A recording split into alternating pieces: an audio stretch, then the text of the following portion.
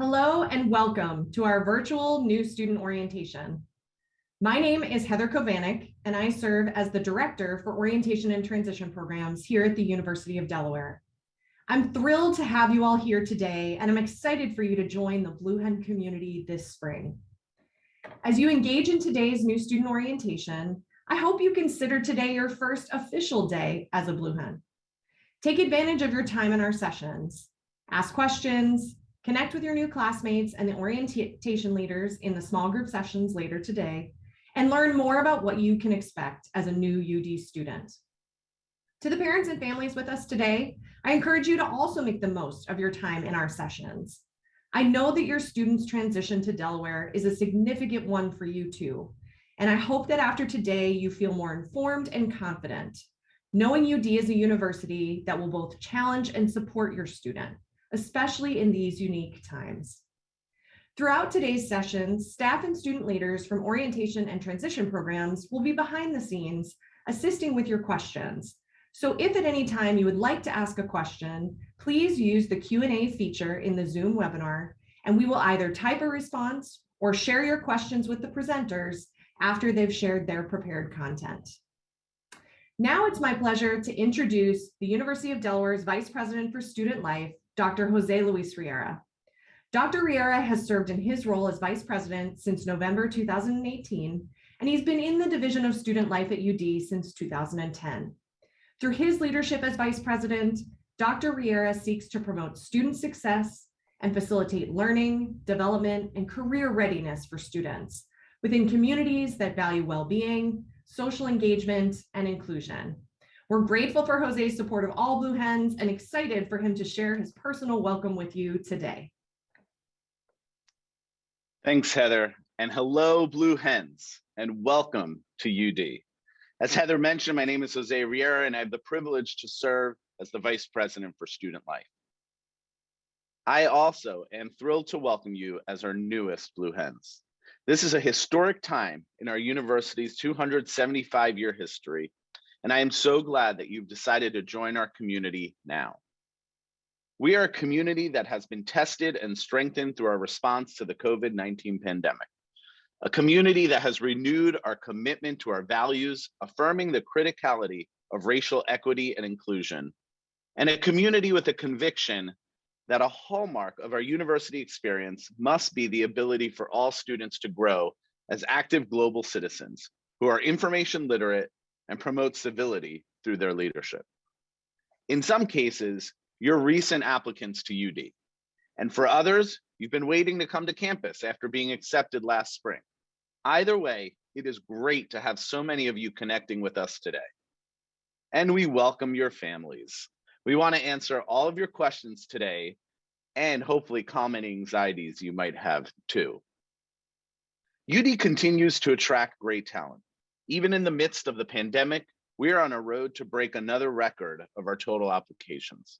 We chose you because we believe you'll do great things here. And most importantly, we are confident that you have what it takes to be successful at UD. We understand that you are eager to find others with whom you can relate, understand more about your classes and academics, and affirm that this is the right place for you. We want those same things for you, and we're here to help you succeed in your goals. Today is about beginning to understand your new identity as a University of Delaware Blue Hen. But remember, today is not the end. It's just the beginning. You will have plenty of time to acclimate to this new place, and I encourage you to allow yourself the time and space you need for this transition to UD college life.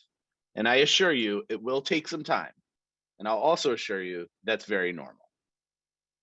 As Vice President for Student Life, I've learned a lot about what it means to be a Blue Hen by interacting with and observing countless students throughout my time at UD. Here are 3 ways I've come to understand what it means to be a Blue Hen. First, Blue Hens learn to see familiar things with fresh eyes. Blue Hens are focused on and value learning. You'll have an opportunity to think critically about the music, movies, and books you know, as well as new ones you'll encounter. You'll examine what you know about your community, your social circles, even your own thoughts, beliefs, opinions. You'll ask yourself why and how these things came to be. Whether your perspective is changed or confirmed, It's how we believe real growth happens. Second, Blue Hens try new things, they go new places, meet new people, and embrace the full diversity of the world. While you're here, I hope you'll consider taking a few courses outside of your major, getting involved in a cause, studying abroad, befriending those who are different than you, maybe learning yoga or kickboxing, maybe even starting a business. You'll never have a better time in your life to explore for the sake of exploring. You never know what you'll discover, especially about yourselves. And finally, Blue Hens serve others. We believe true education means being consequential in the world. That is, using your learning to positively impact those around you. You'll have opportunities to serve right here in this community, maybe helping people with chronic illnesses or raising money for children with cancer. Or you can serve on the other side of the world, meeting the medical or housing needs of people whose daily existence can be a struggle. However you choose to serve others, we know you'll find the experience rewarding. We are excited to introduce you to a slate of engaging opportunities this semester. Take advantage of these opportunities to become known to your peers and to become embedded within our community. To support you, we will continue to offer a myriad of services, from counseling to medical advice to academic advising and academic support. Avail yourself to these resources. They are here to promote your success. If you don't know how to connect with one, just ask. We will get you the answer. Once again, welcome to your Blue Hen journey. As our newest Blue Hens, we hope you'll embrace everything that means. Enjoy your time today, and I'll see you again at 1743 Welcome Days. It is now my pleasure to turn the program over to two of our wonderful Blue Hens, Alex and Connor.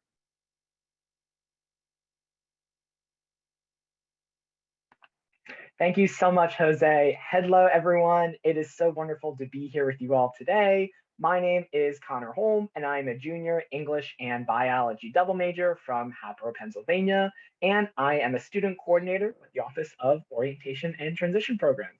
Alex?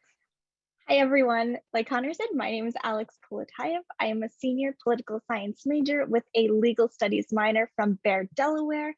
I use she, her, hers pronouns, and I'm also a student coordinator with the Office of Orientation and Transition Programs. It's so good to see everyone.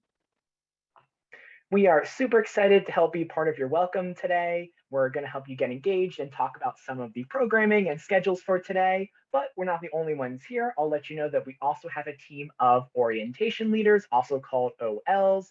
They're going to be focused on helping to guide and support the students through their programming today. So students, just wait, you'll get to meet them in a little bit, but first we'll talk about some other stuff. First, we want to see if you're also excited to be here as well. So the chat feature is open. If you're excited to be here, want to say hi, whatever you'd like to do, put it in the chat. Just make sure it's appropriate for everybody. Say hi, show your Blue Hen spirit. We'd love to see everyone who's here today.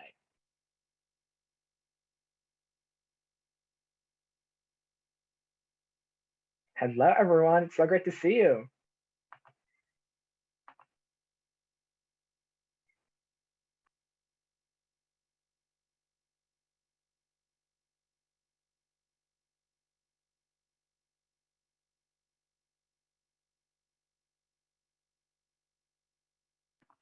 All right, thank you so much. Oh my gosh, there's so much stuff coming in. Hello, everyone. Thank you so much. This is one of our most spirited groups, so we'd love to see it.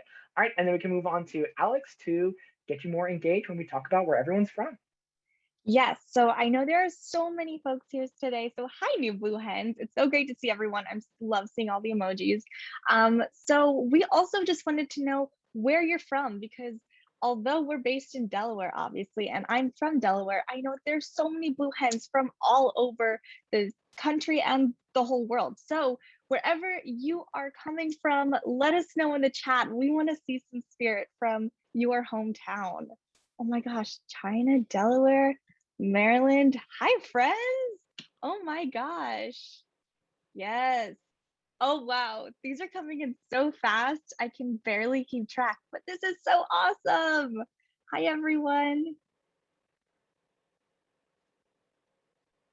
This is wild. Well, thank you so much, everyone. I love seeing where everyone is from, and we really appreciate your engagement. Connor?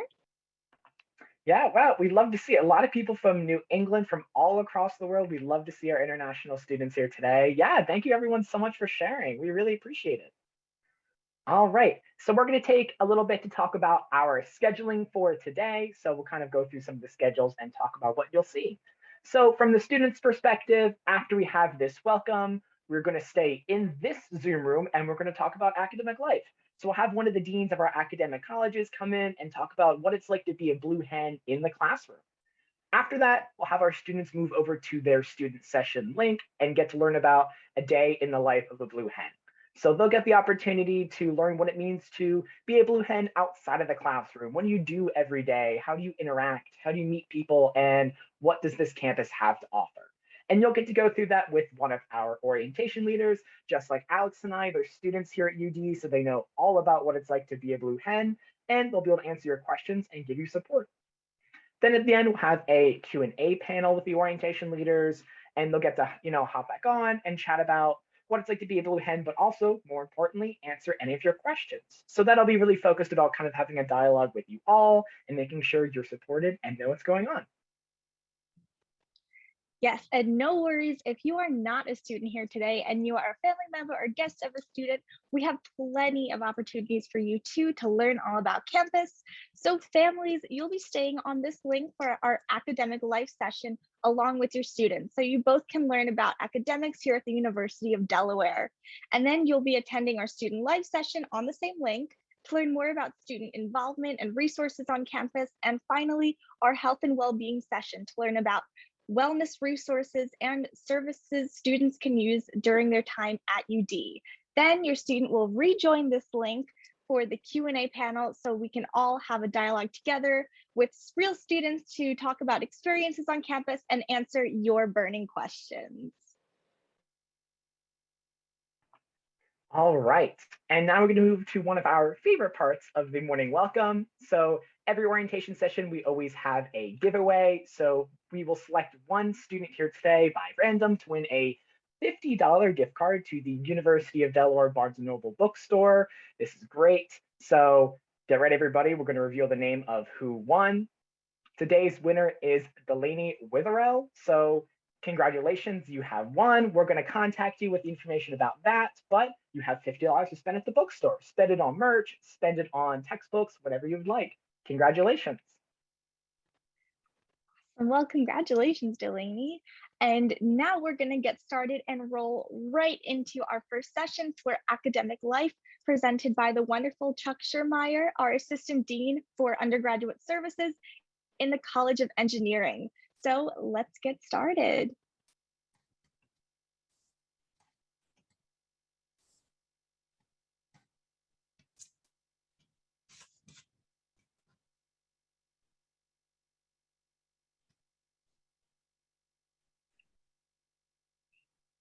Hi, folks. Welcome to the Academic Life session.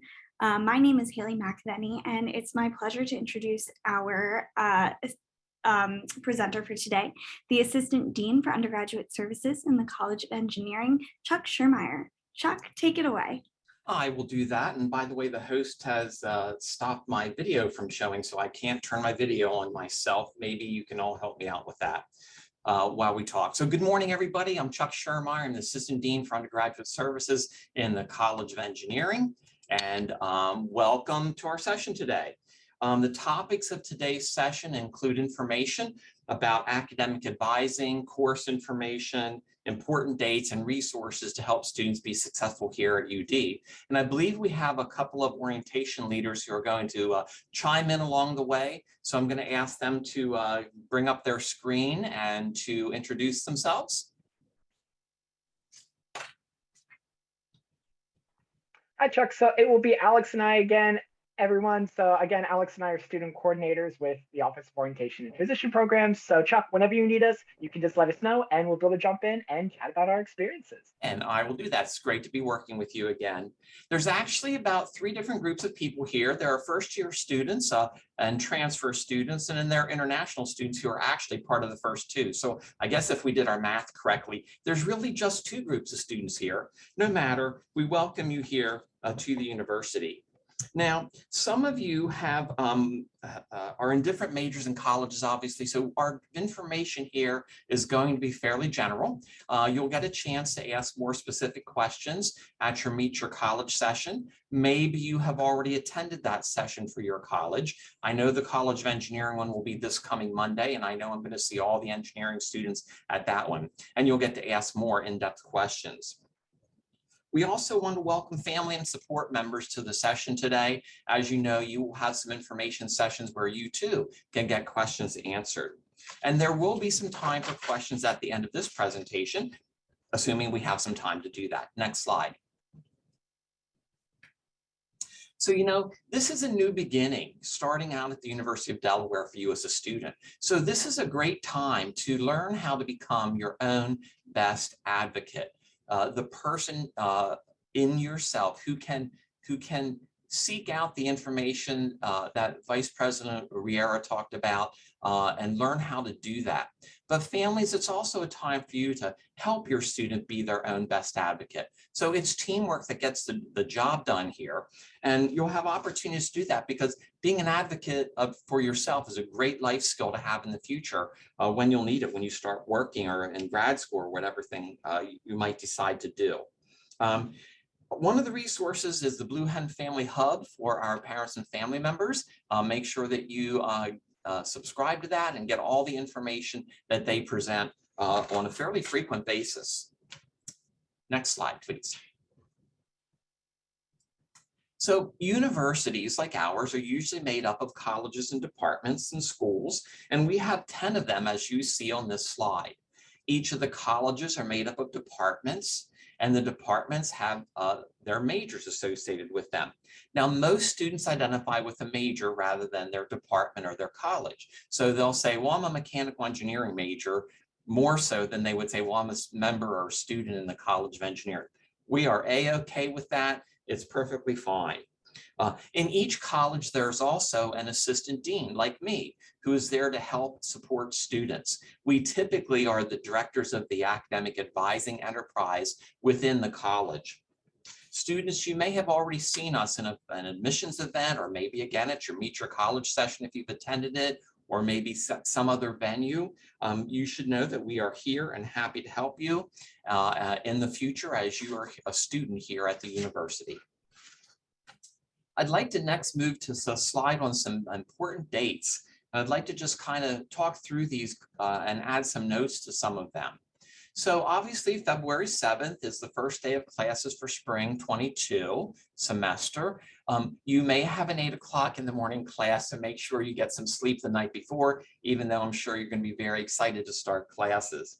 I also want to remind you that at the beginning of the school year, in the first couple days, there will be the 1743 welcome days. And so if you go out to the Student Life website, there will be a whole schedule of events that you can participate in. It's somewhat of an extension of your new student orientation. So I ask that you participate in as many of those 1743 events as you possibly can. Now, February 18th, an important date. It's the last day to drop or add any of your spring courses. So you'll be working with an academic advisor to get your schedule together. We're going to ask you that you not drop or add courses unless you talk to your academic advisor, though. And everything has to be done by February 18th. March 25th, about 7 weeks into the term, is when freshman midterm grades are posted in UDSIS. Transfer students, if this is your first semester, which it is, you'll also have grades posted in UDSIS at that point in time. March 28th will be here before you know it, a week of spring break. Hope that you have plans to enjoy yours. And then on April 4th, right after you come back from spring break, the summer 2022 session registration begins. This will come sooner than you think. And so you need to be prepared for it if you decide you're taking summer courses. Summer session, it consists of 2 5-week back-to-back sessions, or there's an extended 7-week session that aligns with the first 5 weeks and goes 2 weeks longer. And then there's 10-week session courses for, like, say, computer science, where you do a lot of computer programming that lasts the whole 10 weeks during summer. April 18th is a very important day. It's the fall 2022 semester registration for courses. Again, before this date, you should meet with your academic advisor to figure out what courses you should be putting on your schedule for the fall. It's also a very important date because it's my birthday, so don't forget about that. May 2nd is the last day to change your spring registration. So that's 11 weeks into the semester. This is the last day that you can change the grading method for a course that you're taking.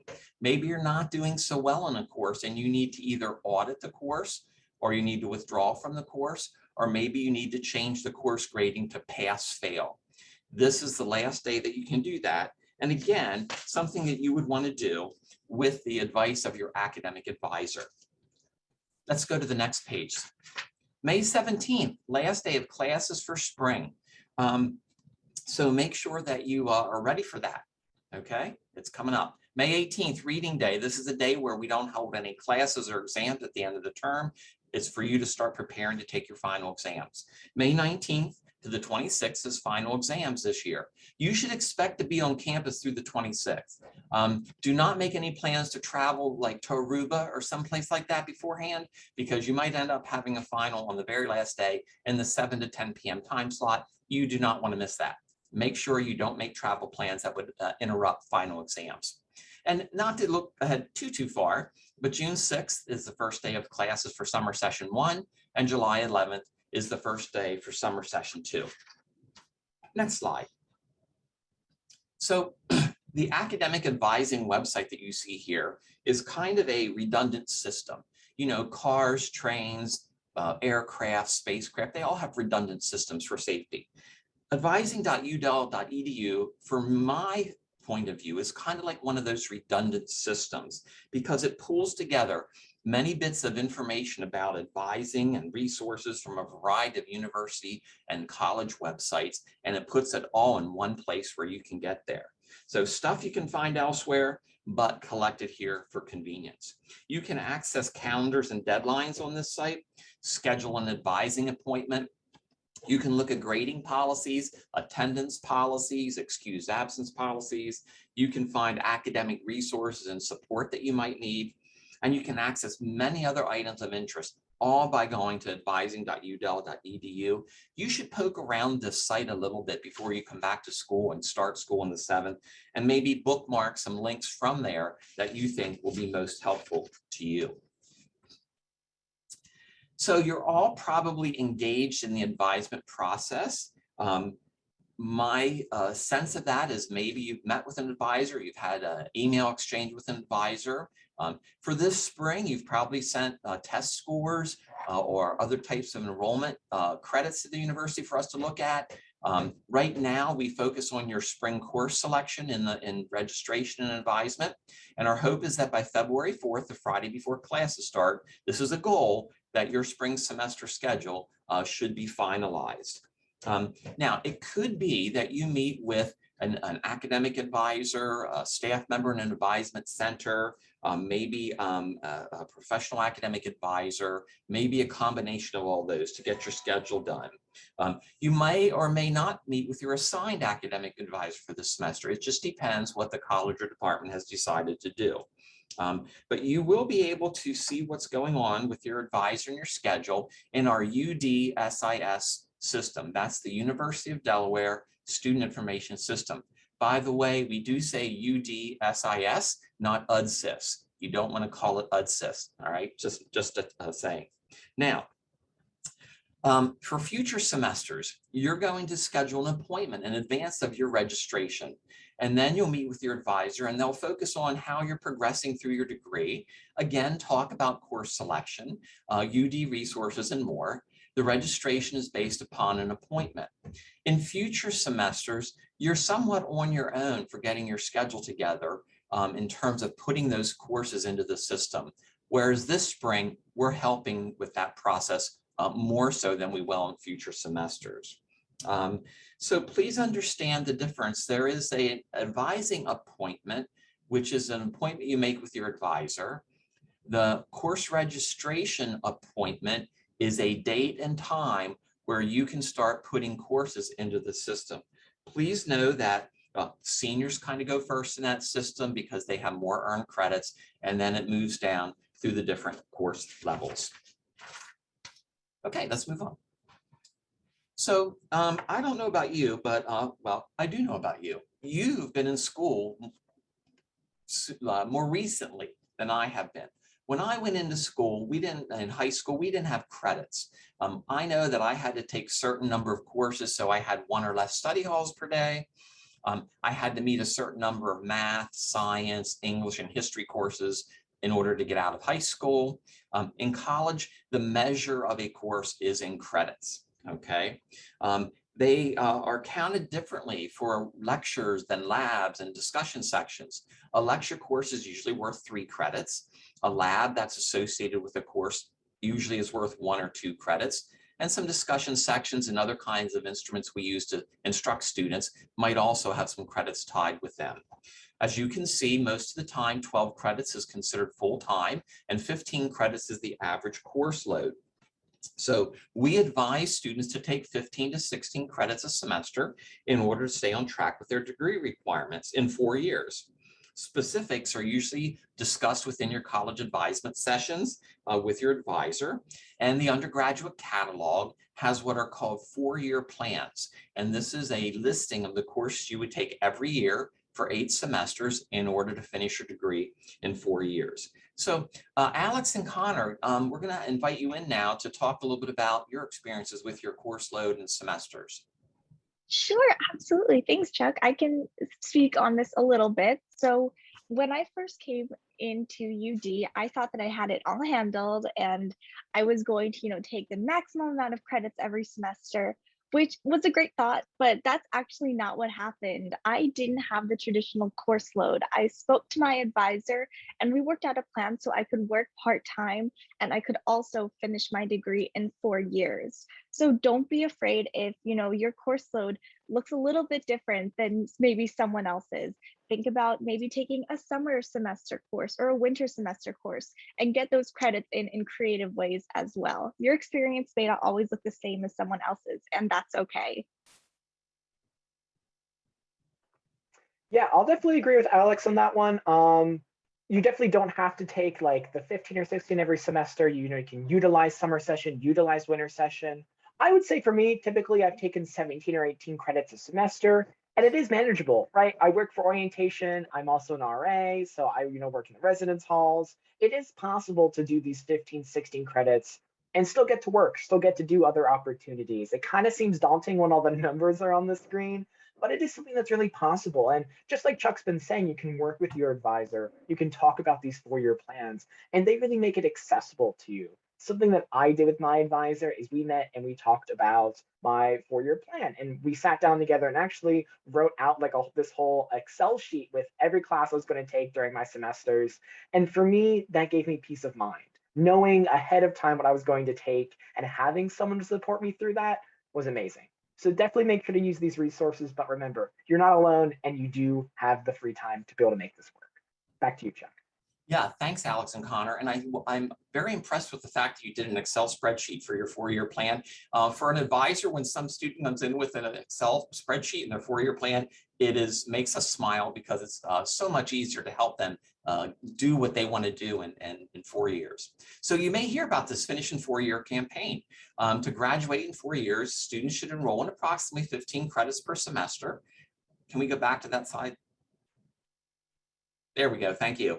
And at least 30 credits per year. Now, you might say, well, yeah, 15 credits, 30 credits, yeah, that makes mathematical sense, but it's more about the momentum that you have when you earn 15 credits per semester and you progress through your degree. Soon, you're finished with your schooling. Now, we do have the fall or the summer and winter sessions, but savvy Blue Hens will take as many courses they can manage during those fall and spring semesters so they don't have to enroll in winter or summer at an added cost. That's not to say winter and summer is not available, but for every semester you spend here past 8, I tell my engineering students it's kind of a double whammy in that you have to pay for school for that semester, but you also are losing income maybe if you were going to be out working in a job. So Try to make sure you stay on schedule. We'll finish in 4. We will support you with how you want to do that by, again, meeting with your academic advisors and reviewing what's called your degree audit on UDSIS. That's a report that shows the progress you're making towards your degree. Now, transfer students, you should know that the Finish in 4 campaign is really mostly for first-time freshman students.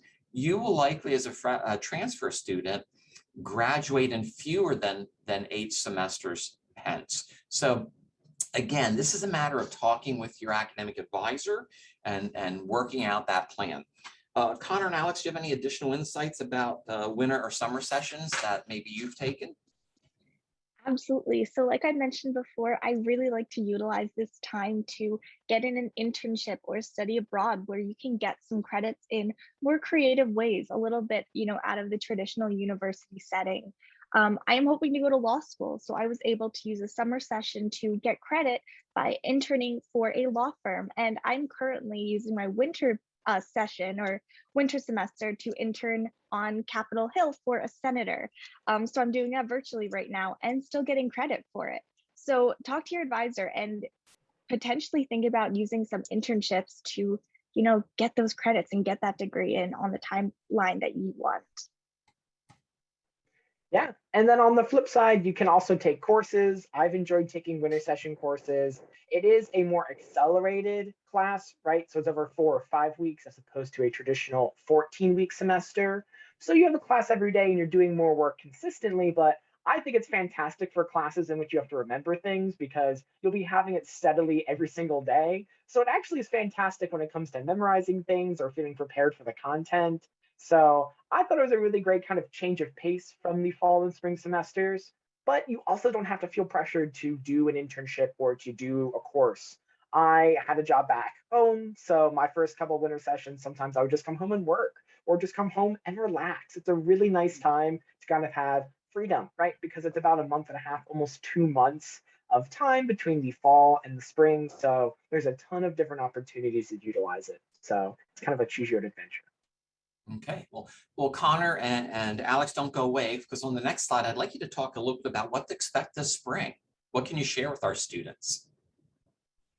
Yes, absolutely. So of course, this spring, what we're going to be doing is, of course, your first week of classes. So you're going to be getting to know your professor, hopefully, meeting with some students in your class and making a group meet or group chat so you can study up and swap notes. And you're also going to be getting used to Canvas. And Canvas is a system that we use. Maybe you've used Blackboard or something like this in the past, but Canvas is our system for the hub for everything you need for a class.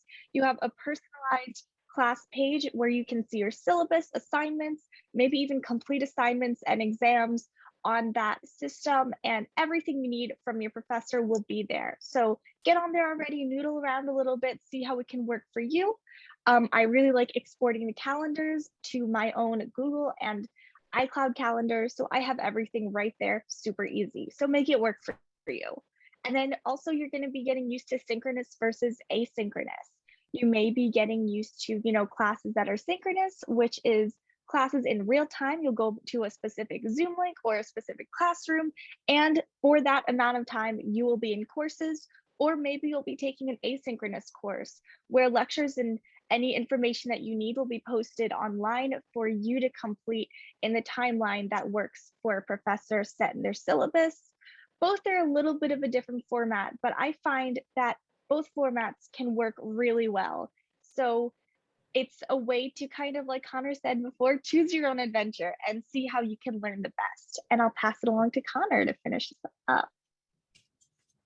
All right, so talking about office hours with faculty. So office hours are an opportunity for students to connect with their professors and other faculty members to get support from their classes. And I really recommend office hours. So all your professors and a lot of their teaching assistants, if you're taking labs or your courses have them, will have these open times in which they'll either be in their office or they'll be on Zoom, and you can come and ask them questions.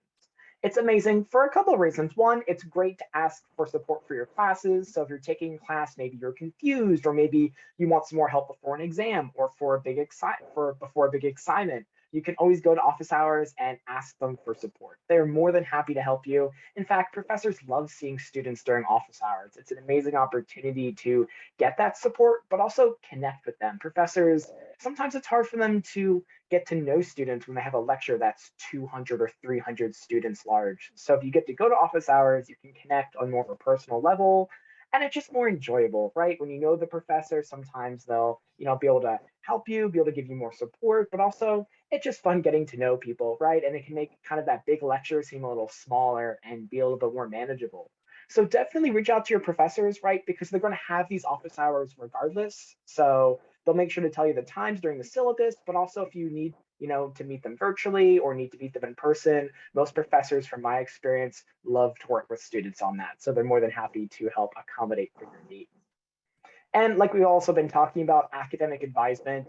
Advisement kind of takes more of a supporting role after you get enrolled at the university. So when it comes to scheduling for classes and other academic needs, the student is the main person who is going to be kind of taking that initiative, but they have the support of their advisor. So I always reach out to my advisor every semester, and I'm always like, hey, these are the classes I'm thinking of taking. This is kind of my plan. And although I don't really need her to kind of tell me what to do, it's great to keep my advisor informed because she can give me advice, give me support, and help me make sure I'm staying on track to graduate on my schedule. And then finally, resources and support. The university is full of resources here to support people, and you can see a couple on the slide right there. So there's a bunch of different opportunities to get to kind of not only connect with people, but get support, right? We talked about the UDSIS to kind of see your schedules, to register and see a lot of important information. We talk about Blue Hen Success, right, which is kind of a program you can use to make appointments for advising, make appointments for tutoring, and get support. And then finally, the academic catalog. So this is really great because you can find out expectations for your major or policies, but I really love it because it shows you all the requirements and the course descriptions. So you can kind of see not only what you have to do, but maybe which requirements are most enjoyable, right? Which ones you're most interested in. So there are so many resources and so many people at the university whose full-time job is to support students. So not only do they know things, but they're more than happy to help you do it because it's what they're passionate about and what they're here for. Chuck?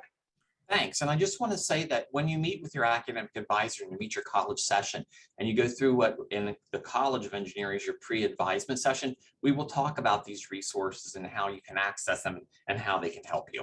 Let's go on and talk about some academic support kinds of things. So as Connor just mentioned, in your classes, you will have professors and teaching assistants, and they will all have office hours that you can access. If you can't meet with them during their office hours, you can arrange for another time to meet with them. This is one of the ways where you can be your own best advocate here at the university. The same way in your college, you have academic advisors assigned to you, and you have an assistant dean like me, and we are here to help you as well. We're easy to find. We are all over the place in the college, in the department, and you will have no trouble accessing us. At the University of Delaware, there are a number of other resources that I'd like to talk about. The first one is the Center for Counseling and Student Development. This is what it says. It's a place to go if you need counseling services at the university. The Disability Support Services Office is a key office in helping those students who have either temporary or permanent disabilities. I'd like to say now that if you in your high school or previous institution had accommodations, you should get into the accommodations process here as soon as possible. It does take several weeks for the Disability Support Services Office to process any kind of information you provide for them and determine what accommodations might be available for you. Please reach out sooner than later, like later today, for example.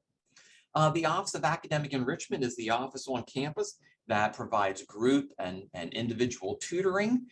They provide skill session workshops. They have many online resources about academic skills like test taking and note taking and study skills.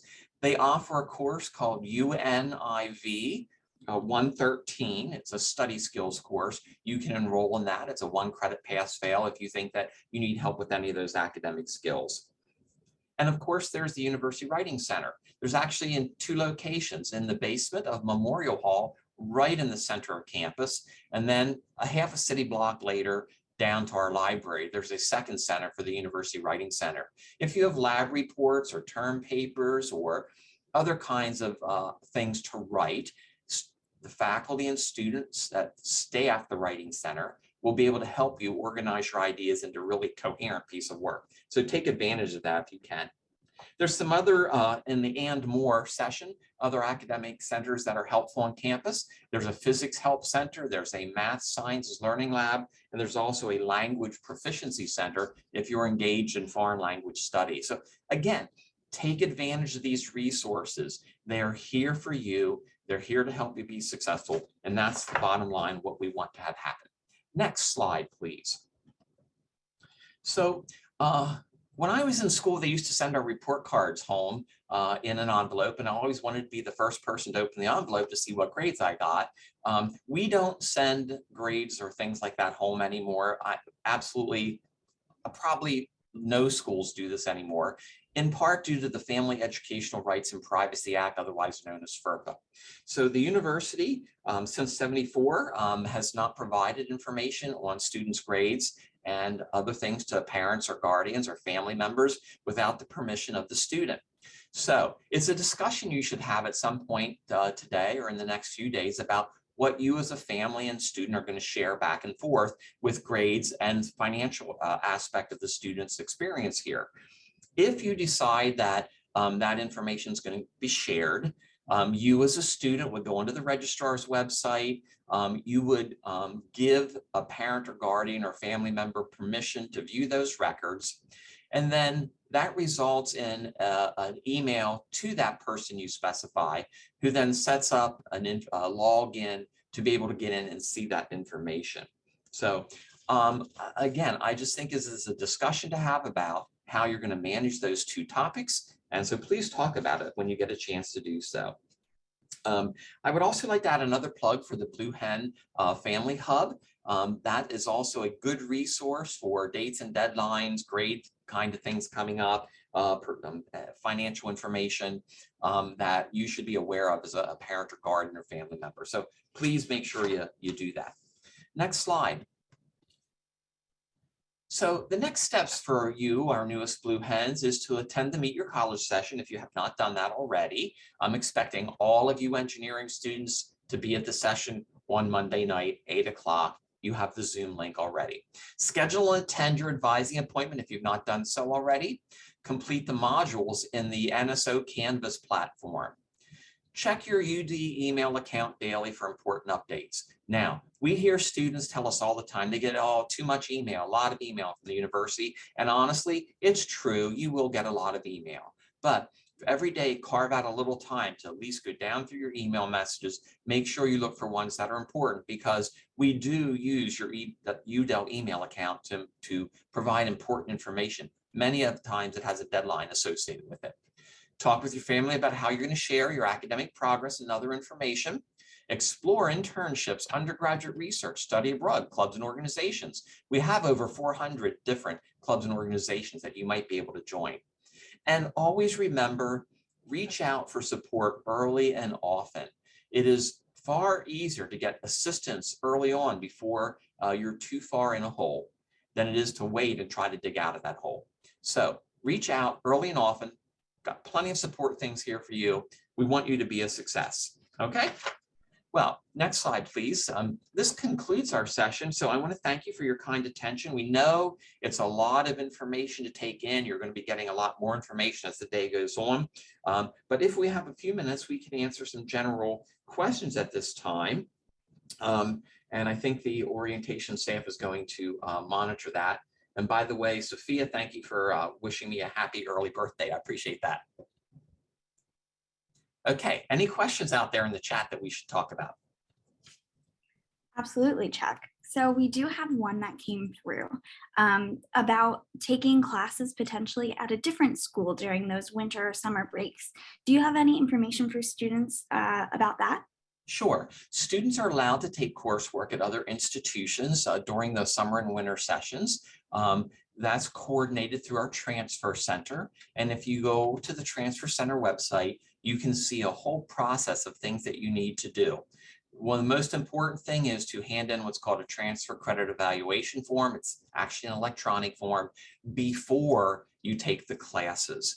And that starts the process of being able to do that. When you transfer a course back to the University of Delaware, you want to make sure it counts for something. So we do have a tool called the Transfer Credit Matrix, where you can see what courses at another institution would count for credit here. And so you need to take a look at that so you're not, quote, wasting credits at another institution. You also need to know that grades don't transfer back, only the credits do, which is still very useful if you're going to take transfer coursework at another institution. Thank you so much, Chuck. Another question that just came in is asking a bit about what academic advisement is going to look like in creating their course schedules. So is there any information that you could offer about that as well? So I think what you said, what does the advising appointment look like? Yeah, I think so. Okay, so right now, I think most advisors are doing Zoom appointments with students. And so your advisor is a professional member who will know everything about your major and about coursework that's associated with it, as well as other things that you can do at the university, like undergraduate research or study abroad. So you'll meet with them. They will look at if you brought in any coursework, if you're a transfer student, or if not, they will look at what courses are required for your major and get you started on the road to register for those courses you need for the spring semester to get started on completing your degree. So as I said, in the spring semester, your advisor will be putting your schedule together for you and likely enrolling you in classes you need. In the summer and fall, you'll learn how to do that process yourself. Thank you, Chuck. And so I believe that is it for, I think that the other questions definitely we can answer via the chat. So I have a question for you, Chuck. What is your #1 piece of advice for new students starting at the university? The #1 piece of advice is, oh gosh, I've had more like a top couple list. How about if I do a top couple? A top couple is attend all your classes, do all your homework, reach out early and often for assistance. Make sure you know and meet your faculty advisor. They are going to be helpful in the future if you're thinking about graduate school or references or things like that. And make sure you know who your assigned academic advisors and meet with them at least once a semester to talk about scheduling for the next semester, but also just meet with them to talk about where you think you want to go. So that's kind of my top 5. How's that? That sounds perfect to me. Okay. Alex or Connor, do you have any questions that you think are important for students to know? Yeah, I was going to just go off of what Chuck was saying. I think for me, something that's really, or was really, really helpful was connecting with other students. I think that really helped me with my studying. That really helped me with keeping up with my coursework. And I was able to connect with students in my residence hall who I lived with. But if you either aren't living in a residence hall or maybe aren't able to connect with people from your classes, the Tutoring Center is a really great resource. They do both individual and group tutoring. So if you'd like to work in a group setting, you can set up an appointment with them and get to meet people. And then maybe even, do your own studying sessions outside of that. I think it's a really great opportunity to learn off other people's styles for me, because there would be like, this person goes to office hours, well, we make the study guide and things like that. So working with other people was always helpful for me. But the important thing is you don't have to do it on your own. So you'll always get support from academic resources. Well, Connor kind of stole what I wanted to say, but don't be afraid to ask for help, of course. And I would also just say, get a planner or use a calendar system on, your computer or phone or something that, can, work with both. Because honestly, planning out everything you need day by day, it sounds like micromanaging, but I promise it's worth it. Just take it one day at a time and plan out what you want to get done and what you have to do day by day. It can get overwhelming in college. I know that the transition from high school to college is difficult, or wherever else you're coming from. It's just been my experience that it's way easier taking it one day at a time and scheduling time for myself to relax and eat and take care of myself as well. if you're not good up here, you're not going to be good out there. So I definitely recommend that, you take things one day at a time, take it in chunks, be kind to yourself. Thank you so much. Oh, I'm so sorry to interrupt. Thank you so much, Alex and Connor. I actually did notice one more question come through in the chat for you, Chuck. I apologize to interrupt you. But it was about the deadline for submitting credits from other schools for transfer credits. So they were just wondering if there was a deadline for that form that you were talking about earlier. There's not really a deadline for the form, but the reason you fill out the form and send it in before you take the courses at the other institution is so that whatever is on the transfer credit matrix that shows what the course you're going to take counts for at UD, so that's honored, you have to put the transfer credit form in before you take the course.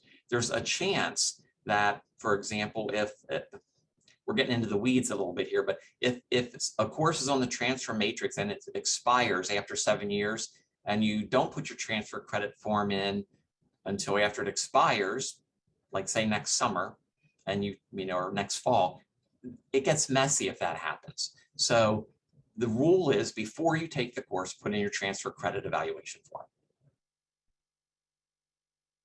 How's that? Perfect. Okay. I just want to add, you probably saw me nodding quite a bit when Connor and Alex were just talking about their things. Absolutely, study groups, finding somebody to study with, another person is very helpful, and planning things is key to success. So I'm glad that they mentioned those two things. I'll add them to my top 5.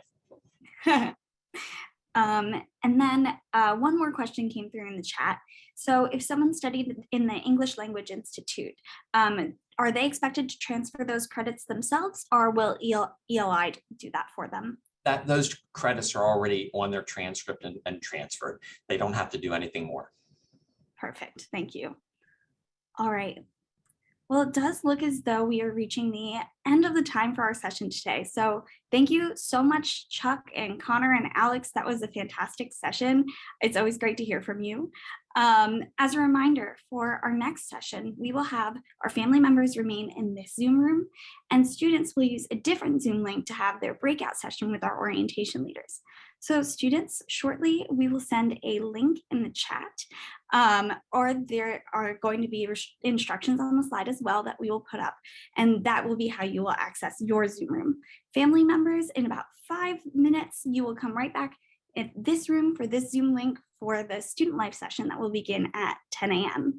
So enjoy your quick break, and we look forward to seeing you all back here soon.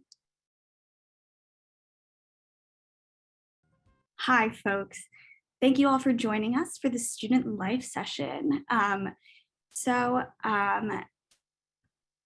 apologize. So thank you all for joining us for the student life session. It is my pleasure to introduce our Dean of Students, Adam Cantley. Adam, please take it away.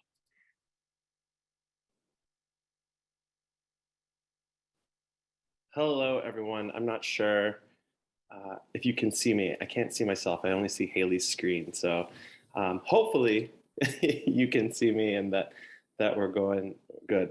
Thanks, Haley. I appreciate you saying that we can. All right. So hello, everyone. My name is Adam Cantley. I serve as Dean of Students at the University of Delaware. This is my 11th year at the university.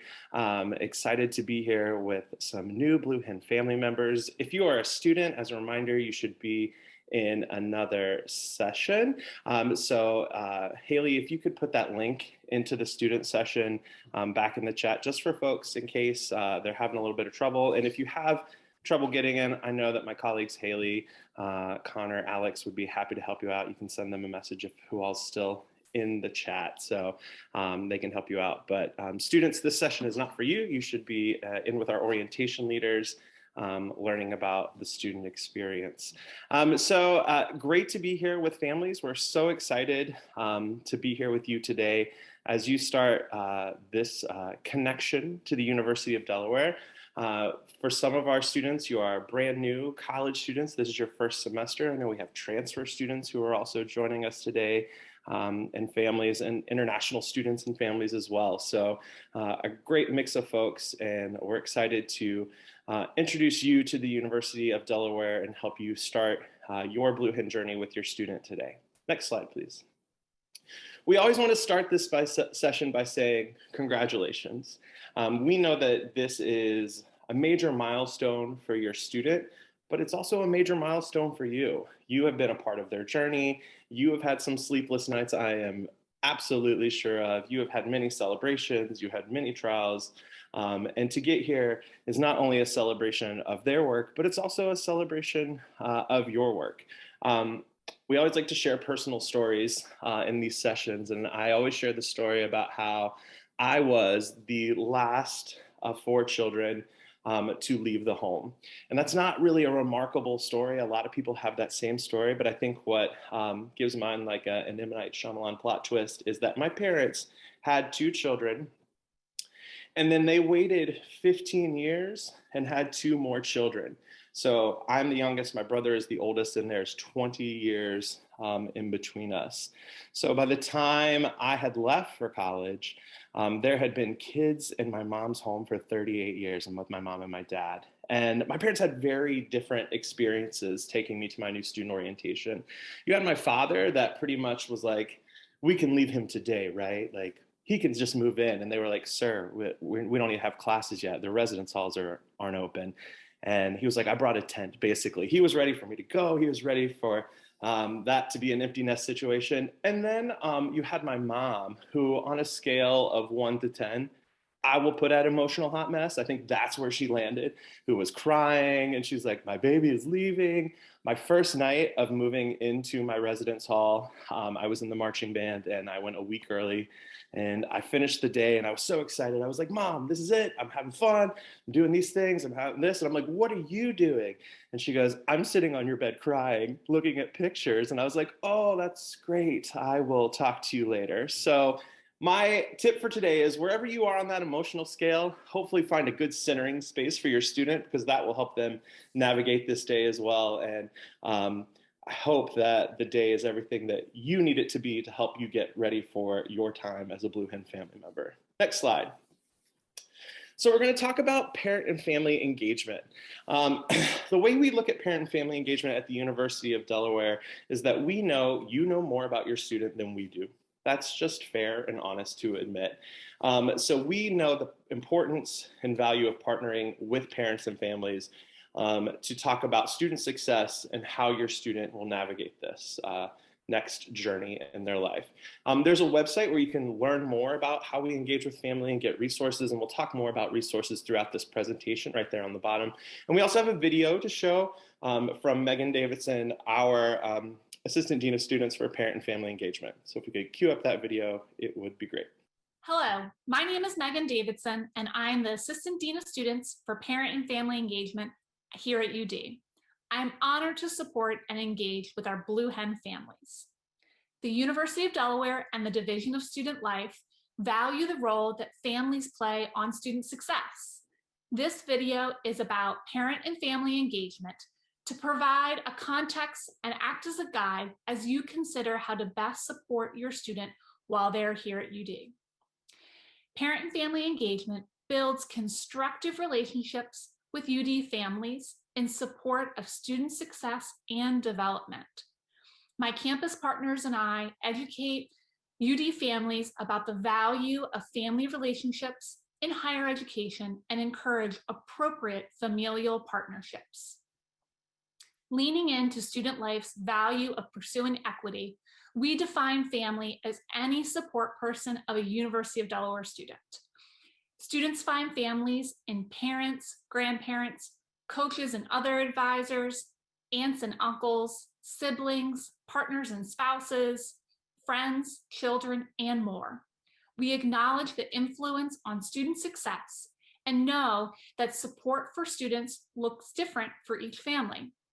We welcome you all to engage in the UD community, and we hope you take an active role in supporting your student success.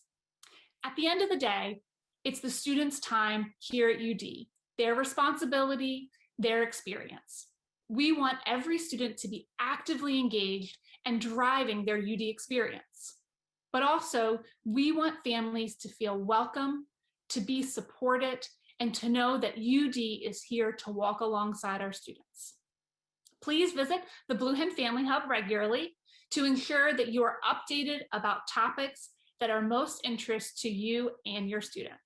We look forward to connecting with you again soon.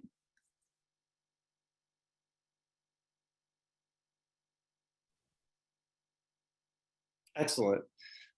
Next slide.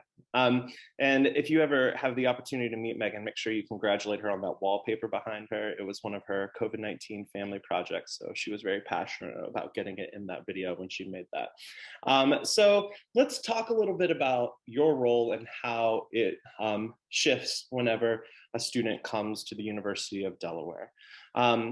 Whenever we think about this and how myself and Megan and others conceptualized it, we talked about it from the standpoint of kind of the life of an individual and the role that parents plays in relation to their schooling and growing up. So when we were all younger, our families were pretty much responsible for taking us everywhere. I didn't have a lot of choice. I don't know if you did, but when I was a kid, my parents said, we're going to your grandma's house. I had to get in the car and go to my grandma's house, and they drove me there. Or if they were saying, we're going to this event, I had to get in the car and we went to this event. And they very much set that path for me. As I grew older, I started to have the ability to assert a little bit of choice in that. I chose to take private lessons, music lessons on saxophone and voice. And so that's something that I wanted to do, but I was not of driving age. So my parents still had to take me there, but I was starting to assert my voice a little bit to say, hey, this is what I want to do, or I want to engage in this opportunity, or I want to go to summer camp, things like that. They would still guide me, take me there, be the one in the driver's seat, and really make sure that I was getting to those places. And when I turned 17, 16, that's when I got my driver's license, and my parents started to let me have more control. I still had a lot of boundaries and rules. I had curfews. I had times I had to be back. There were definitely things that I knew that I was not allowed to do, or I would not be returning to my family home. But there was more freedom for me at this time, but they were still there. We were still living in the same space. What we would like to say now is you are potentially sending your student to somewhere very far away from home. They may be living in our community. They may be commuting back and forth, but you will not have as much opportunity to impact their daily decisions and what they do as you did before. And that's part of growing up. That's part of what college is about, is to start to learn how to be more independent. So what we often say is that the role that families move into is more of a GPS. A lot of families think we're like, now you're in the trunk. No, you're a GPS. You are still there. You're in the car. You are guiding them. You are helping them determine which paths to take through your conversations, through your connections. You're giving advice. But the reality is, ultimately, at the end of the day, just like with our GPS, you could say turn right, and they can still say, I know better. I know a faster way. I'm going to turn left. Sometimes they do know that faster way. Sometimes they don't. So the role of what we see here at the university and a part of this session is to make sure that you are the most well-stocked GPS that you can be. You have information about what the university is doing. You have guides, tips, tricks to help you so that when you have these conversations with your student and they're talking about where they want to go and what they want to do, you are a good resource for them as they enter into decision-making or figuring out what they're going to do. Ultimately, they will be the driver. They will be the primary person the university communicates with. They will be the ones who get to set the course. But we want to make sure, because we know they will be talking to you and we know you're invested in their success like we are, that you have as much information as you can to help them be successful. Next slide. So we're going to talk about the Division of Student Life. The Division of Student Life is a group of offices that come together to really advance equity and inclusion, support learning outside of the classroom that's happening inside the classroom, and create learning experiences outside the classroom, and really look at the holistic development of students. So we are managing a lot of the experiences that happen outside of the day-to-day academic experience in our classrooms.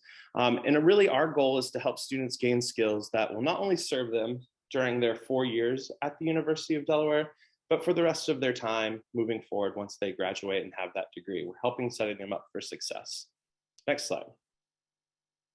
Oh, I'm definitely wearing the same shirt that's in that picture. I always forget about this picture being in there. I really enjoy it. That's a lie. On the left is an example of a lot of the departments that exist within the Division of Student Life and some of our campus partners.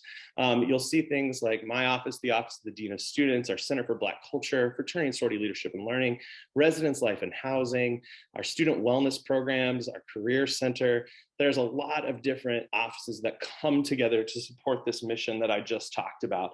We're not going to go into detail of these one by one, but a great website for you is that website up in the top right there, udel.edu/studentlife. That's the general website that can help you connect to these offices and a lot more resources. And there's a live chat feature there now. So during business hours, somebody is there to answer your question. If it's outside of business hours, it gets emailed to someone who will answer it whenever they are available. But that live chat feature is also there if you just have a question about any of these areas or want to get better connected to some of them. Next slide. So we want to really highlight the main information point for UD families and where to connect to UD. And that's through our Blue Hen Family Hub. This is an online community system that is just for parents and families at the University of Delaware. You should have received information on how to join the Family Hub. If not, no worries, don't fret. You can go to udel.edu/familyhub, sign up, or you can email families@udel.edu to get more information. The reason why this is so important, it is the official communication channel to families from the university. You will see announcements, you'll see events, you'll see a lot of opportunities. So we want to spend some time going through what the Family Hub is, how you can interact with it in a very basic level, and then just making sure that you understand what you can do in this space. Next slide. So when you go to the Family Hub, you will have the opportunity to create your own individual experience in there. So in that top right part that's circled in orange, that's going to be your personalized account. And that's where you're going to have the opportunity to select what announcements and what information populate in your specific newsfeed. It's very much similar to the Facebook newsfeed where you will scroll and there'll be different types of announcements, different types of opportunities to connect with, but it can be catered specifically to you and what you want to see based off of your student experience. Next slide. On the right, the way you build that kind of catered experience is through these communities. The communities are ways to connect with information and other families who are in similar spaces as your student. So for example, if you're in residence life and housing, if your student is living on campus, I would suggest clicking on that residence life and housing community because you will get information specifically about what's happening in our residential life spaces. Since they are new students, there's communities for new students and different types of populations. So you can spend some time looking at those and figuring out what you feel is the most important. All families are signed up for some general communities, the ones that are about broad university announcements, that University of Delaware news community, so that we make sure that there is some base communities where information is getting forwarded to everyone. Next slide. That search post on the right up there that's circled, maybe you've heard about something or you want to know if there's more information, you can use that function to search all the posts that exist on the hub. So maybe you want more information about career development through our Career Center. And you just type in career or resume workshops or whatever, seeing what exists in there. Or maybe you want to learn more about if anything is going on with Earth, Ocean, Environment. You see that calendar for June 3rd right there. So you could type in Earth, Ocean, Environment, which is one of our colleges, and it would pull up anything that's connected to Earth, Ocean, Environment, if that's where your student's major resides at the university. So there's a great general search function to figure out if you have a question or a thought that maybe you want to look for something. Next slide. That discovers communities right there, that just starts to list them out. So you would click that button just to kind of get a broad list of what all communities exist. Maybe it is you want more information about, you were like, oh, I didn't think about wanting to know when athletic events are happening or what's happening with athletics. I'm going to add that community. But if you click that discovers community, it's just going to list them out for you, give you the opportunity to explore all the different communities that we have here at the university in our Blue Hen Family Hub. Next slide. And then always there's a calendar of events that's attached to it, and it populates the recent events right there on the right, but clearly we use this over the summer.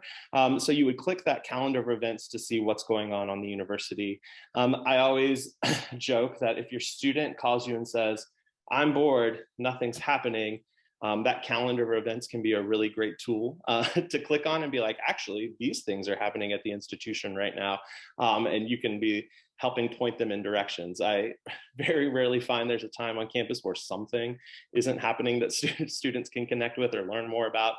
So having that calendar events is a great tool as well. Next slide.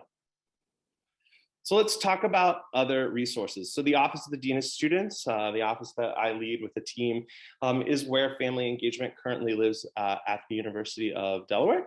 So Megan is the Assistant Dean of Students for family engagement. If you have a general question or want more information as a family member, there is a specific email address you can use, families@udel.edu. A staff member will respond to that and help you get connected or address the question that you may have. Our U-Daily system, so that is a regular news update system that the university has. You can subscribe to that as a family member through that website. I get emails every morning with little articles about what's happening at the university or interesting pieces or pertinent information. Definitely something that you can sign up for. We also have an official Parents and Family closed Facebook group, and udel.edu 007395 is the shorthand link for that. I say that because you will find a variety of parent and family Facebook groups. This is the one that the university works with. This is the one where the university sends direct information. This is the one where the university officially responds to things. The other ones are ones that have organically grown. So if you want the one that is officially connected to UD, that is the one that you want to be a part of. You all should have received in the mail a family guide and calendar. That calendar is a great resource for you, but you should have received that in the mail, hopefully. We'll talk a little bit about that. If you did not receive a family guide and calendar in the mail, you can email families@udel.edu and somebody can help you out. We'll talk about the Parent and Family Leadership Council and ways to get involved with them. It's a part of the leadership and philanthropy arm of the university and a way to volunteer. And then we don't have the fall date set for Parents and Family Weekend. That is having to do with a little bit of realignment in our athletic association. James Madison University is moving out. Some new colleges are moving in. So it's provided a little bit of hiccups in our football schedule for fall, but those will be announced as soon as we know.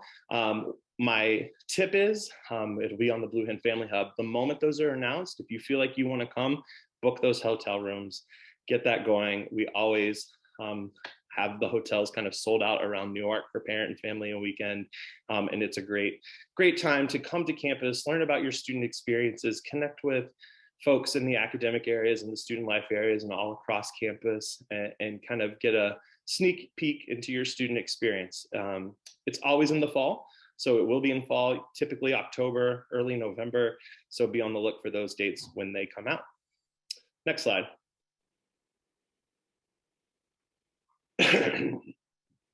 As I said, you should have received the family guide. Our family guide is full of tips and information that will help your student. And the way that we have designed it is that it lines up to the time of the year when certain things need to happen. So if there's a tip in a certain month, it probably aligns to that time of year and what's going on campus or what your student might need to do at that time. There's also general information about a lot of resources on campus. It's kind of your cheat sheet for when your student calls and says, I'm not sure about what. You can use this to start looking up different things or see what's going on. Next slide. It will be laid out in a calendar. You will also receive some updates about very specific dates when things happen, and you'll be able to add those to the calendar. So it is a blank calendar in some respects, but you should receive some information that you can add certain things to certain times, little stickers to put on there so that you know, for example, when the last day to register for classes is in a semester, or when do finals start, things like that, that you can add and make sure you update on your own as the university puts that information out. Next slide. I also said we would talk a little bit about the Office of Parent and Family Giving and the Parents Fund. A lot of families choose to be a part of the philanthropy of the institution. And what I really appreciate about the Parents Fund for people who want to donate to that is that it directly impacts current active students at the University of Delaware. So I think a lot of times when we give donations to organizations, sometimes we understand we're kind of giving to a fund to help build it up, to endow something. But this money translates into being fed right back into the college that very same time that you donate. A lot of the Parents Fund folks helped fund our new Warner Wellbeing Center and mental health and wellbeing resources. A lot of support for our student crisis funds and supporting students who are experiencing food and housing insecurity, a lot of career readiness and leadership programs, and then a lot of community building programs. If that's something that you're interested in, or maybe you have done before through other high school opportunities, things like that, to be part of the philanthropy of those institutions, you can learn more at that link below and check that out if that is something that you would be interested in. Next slide. And so now I'm going to ask, I believe, Connor and Alex, are you still around? I see your names. To talk a little bit about an example of appropriate familial partnerships. So instead of hearing about them from me, we always like our students to be able to share some stories. So if one of you would like to go first and maybe share an example, that would be great. Absolutely. Thank you so much, Adam. So my experience when I first came to the University of Delaware was a really supportive one from my family. And I'm very lucky to say that not only my biological family have supported me, but also my extended step family and close friends who I've kind of adopted into my circle. They all were so supportive, and I was really grateful that they didn't take that driver's role where they were telling me, you should be taking this course, you should be doing this major. Instead, they just said, we're going to trust you, and we're going to let you take it from here, and we'll be here for what you need. And I really appreciated that. I was able to find my footing, find my community, and actually determine that I even wanted to change my major along the way. And they really were supportive of that. I'm so grateful for all of you out there. Your student will probably change and grow over their time at UD. And that is a great thing. I know that my dad kind of commented, you don't even seem like the same person. And that's a great thing, which I was really grateful for, because I feel like I am just so much more confident in myself because of their support of me finding myself in the community. So that is how my family has supported me all throughout my UD career. And I am looking forward to finishing off the semester with their support. Awesome. Thank you, Alex. And thanks for doing a callback to my driver analogy. Always good. You got me. Connor, I can't see, but if you're there, would like to share, please let me know. Yes, hello, I am here as well. So what I can definitely say is I do resonate with a lot of what Alex was saying. I think for me as well, I always had a lot of support from my siblings as well. So I am the youngest of three. So I had two older siblings who already went through college and kind of had those experiences. So I kind of knew what I was getting in for, but I also had a lot of opportunities to ask them for help, which was amazing, because I'd be like, man, how do I do this? Or how do I contact these people? Or even just for support. My siblings would hype me up, and it was a really great opportunity for me because it made me feel a lot safer at school, even when they were farther away. They really, I don't know, always gave me support and reassurance, and were able to kind of be mentors to me and to guide me through that experience. I also had a lot of good experiences with my family. I think a weird thing for me was always navigating, kind of like Adam was saying, when you're talking with your parents on the phone, being like, yeah, I do miss you, but I also love my experiences at school. So kind of trying to navigate when you talk to your family. And I think they've been great at, giving me my space and letting me do my own thing, which I think is always a big thing, right? Because your students are at school, and although it can be, I don't know, sometimes a stressful thing for both parties. At the same point, like it's a really great like growing experience. And I think the best thing that my family always did was they always asked me what I needed. And I was like, yes, like, yeah, we'd love to talk, but like if you need time or if you're busy or, you know, how can we support you? I think asking those kind of open-ended questions and always being there to support me was always something that was really amazing. So always make sure to ask your students, you know, what they need for support. And I trust that you'll be safe along the way. Back to you, Adam. Awesome. Thank you, Connor. I love the open-ended question tip. I think a lot of times just asking really good questions, and you know, a lot of times students just want to say no, and saying, well, why do you think that's the good decision to do? Or if you don't do this, what will you be doing? And really challenging them to think about it a little bit deeper is a great tip as well. Thank you both, Alex, Connor, always great. Miss seeing you. See you soon on campus. Next slide, please.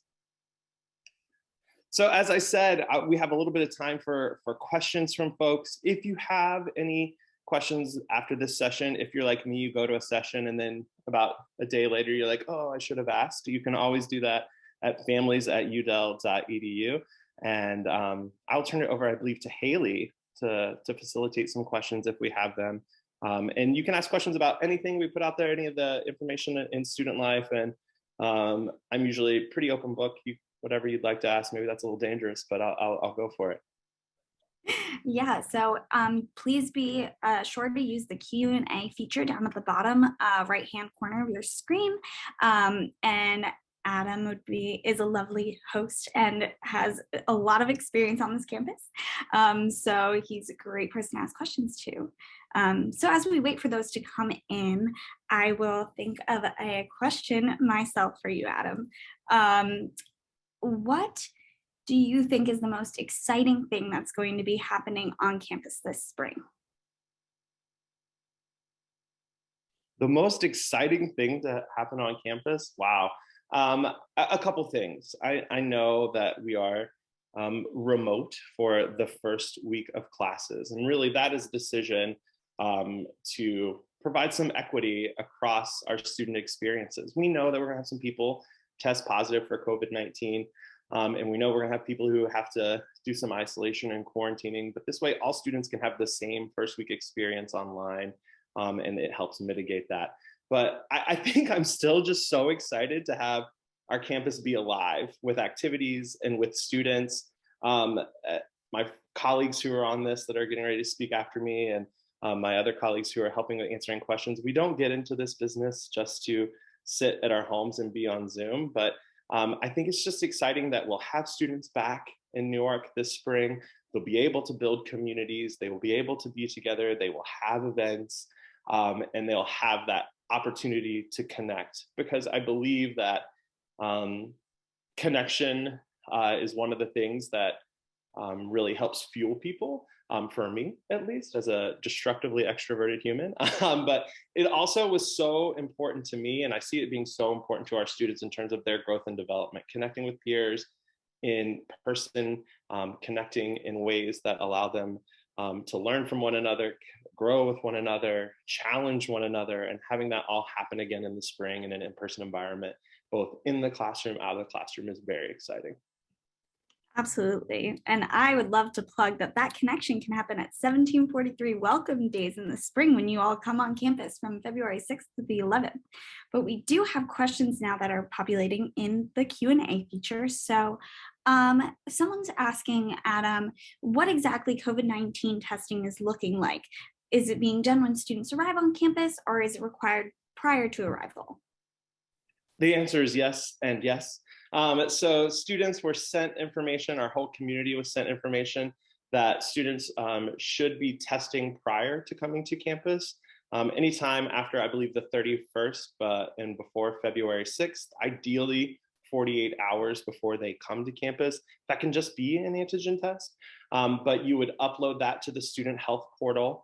And then you are also going to be asked to test that first week. We have bot testing for campus so that students can test in that first week as well. So I think the reality is, and this will probably be a couple things that I'll add. First, there's going to be a session next week through our Parent and Family Connect events. I don't know if Haley, you can snag the link to information about that and put it in the chat, where we talk about the spring semester and coming back. So that's happening next week through an online Parent and Family Connect series, very similar to this format. So you can learn more about specifically some of the things about returning to campus and COVID-19 through that session. So please check it out. Haley's going to get the link to information about it for us. But I think the other thing to kind of all of us to consistently brace ourselves for, we know we're going to see a large number of cases on our campus, right? That's reality. You know, I think we might be, this is speculation, in a better spot than some of our peer institutions who started earlier. I think a lot of people sadly have experienced COVID-19 or have had the Omicron variant of this kind of go through their communities, but we know that we'll see a spike on campus when we come back, but part of that testing is to do our best to limit that as much as we can and limit the spread during that first week. But the reality is when you bring, you know, tens of thousands of people to one small town, it's gonna happen. So we're preparing for what we need to do to mitigate that, get folks tested, have isolation spaces, encourage people not to, of course, don't come if you test positive, stay at home until you isolate at home and things like that. So taking all those steps to limit the spread as much as we can. And Haley just put in there the link for the Parent and Family Connect event, where you can learn more. Myself, Jose Riera, our Vice President of Student Life, Megan Davidson, and Dr. Kelly Frick, the new director of our Student Health Center. She will be there as well. And then the other quick plug, I remember Haley or Kelly, somebody from OTP called about this. We've had some families ask if there is space in the residence halls for new students or for the spring semester. The answer is yes. Like there is still space available if folks would like to find an on-campus housing application. And they can do that through our ResLife website. You can apply for housing. That is the first step, is to submit a housing application, but there is still space available on campus. It's not guaranteed, but there is some space available if folks are thinking about applying still to live at the University of Delaware in our residence life and housing. We have some spots open. Absolutely. And I just threw in the chat the link to more information about spring housing, and then to access the link to that housing application as well. Thank you, Adam. And then someone else would like to know, probably because I plugged 1743, but yeah, Adam, are 1743 welcome days going to be in person this first week? Yes, they are. We will have a mix of in-person, hybrid, and virtual events. I'm a strong proponent. If we're telling people to move back, I fully support our decision to be virtual in the classroom. That makes sense to me from an equity standpoint and getting students a clean start with everybody else in the peer. But if people are moving back, we need to be providing events for them on campus. So we will be having 1743 Welcome Days events in person. The state of Delaware has an indoor mask mandate. Currently, the university has an indoor mask mandate. So they will be masked, but they will be indoors. But yes, in-person activities definitely during that first week. Awesome, thank you. All right, so I believe that is the end of our student life related questions that we have. Oh, I'm lying. We have one more that just popped in. So if a student does test positive and then has to isolate, how are they going to be supported via student life with getting food and getting to their classes? Can you speak a little bit about what that would look like? Right, yeah. If a student isolates and tests positive, first, as it was last semester, if they have the ability to travel home, we are going to ask them to travel home to isolate if they live in our residence halls.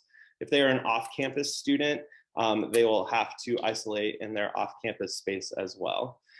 So if a student tests positive and needs to isolate, a residence hall student tests positive and needs to isolate and provided on-campus housing, we have a meal delivery service for them.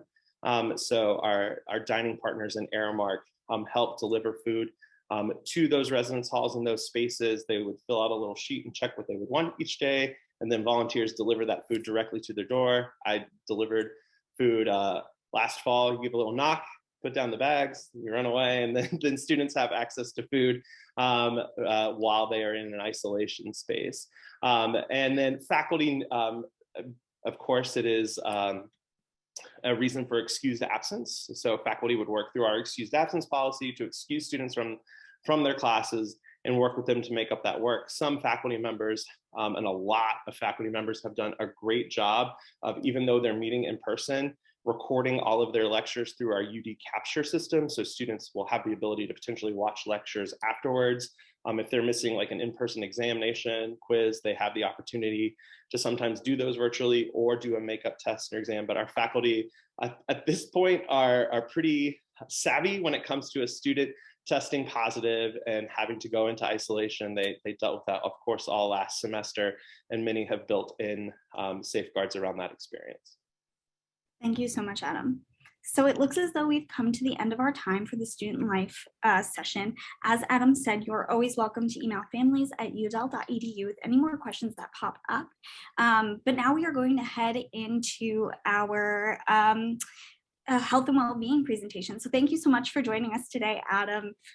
Thank you. I think Zeneb and Brad Walgast are presenting, so champions. At least I saw them log in, so they're much better than me, so enjoy their presentation. That is a lie. What a setup. Thank you, Adam. So yeah, he kind of took my role. I was going to totally introduce Brad and Zeta, but I guess I'll do the honors again. So this is our health and well-being session. Welcome, everyone. I'd like to introduce today's co-presenters, Dr. Brad Wolgast with CCSD and Zenab Shah with Student Wellness and Health Promotions to get us started. So welcome, Brad and Zenab. Thank you. I'm happy to be here. And Zenab is running slides. I've had some computer issues throughout the morning. I think I'm settled, but this is not my office. This is not my computer. So if anything goes wrong, that's what I'm blaming. And you're in good hands if my computer cuts out with Zenab. I am Brad Wolgast. I'm a psychologist. I work at CCSD in the Counseling Center, and this is my 14th year on campus at UD. And hello, everyone. I'm so excited to be with you today. I'm so excited to be presenting with Brad. I think between the two of us, there is a wealth of knowledge. I'm Zenab Shah, and I am the program coordinator for victim advocacy at Student Wellness and Health Promotion. I've been here for about 3 years, but I am also a graduate of the university. Yeah, we love to have our grads come work here too. It's awesome. So this presentation we're going to talk about well-being on campus from a very broad perspective, and then some specifics about sort of what we do here day to day and week to week. So Zenab and I are here to help you learn more about supporting well-being for students, for your students, and students, if that's you, then for you. So this is while you're here at UD, we want to share information about our resources for health, for wellness, a sense of community and connection, and a potential for lifelong thriving. We created this presentation as a web page so that you can refer back and explore what interests you. The page is at this login or this web address that's right here at the top. And we will send you that out via the Blue Hen Family Hub. We'd like to open with a short clip about how we approach well-being. So again, you can follow along with this through that webpage.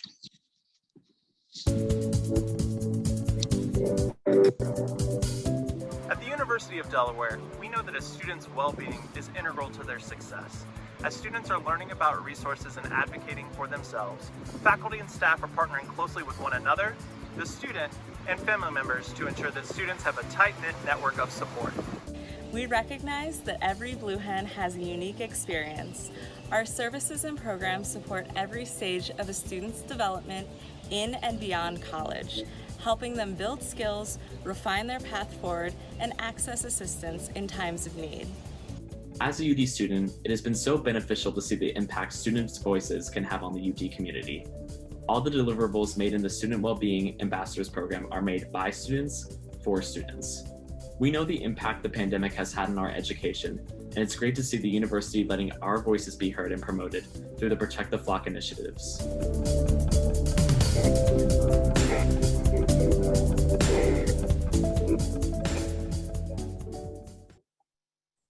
It's nice to see all the people standing outside in the green grass and the images of the blankets spread out on the green. And I'm looking out the window and it's snowing pretty steadily here, but you know, it's spring semester, we'll get there. We'll get to some warmth, and being outside is always better when you have to wear a mask inside.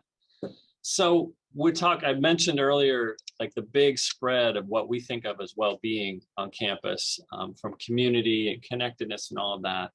When we talk about services for well-being, what we're talking about are services that are offered through our counseling center, where I work, the health service, and the wellness program, where Zena works, where we all support mental health, physical health, and dimensions of wellness, respectively.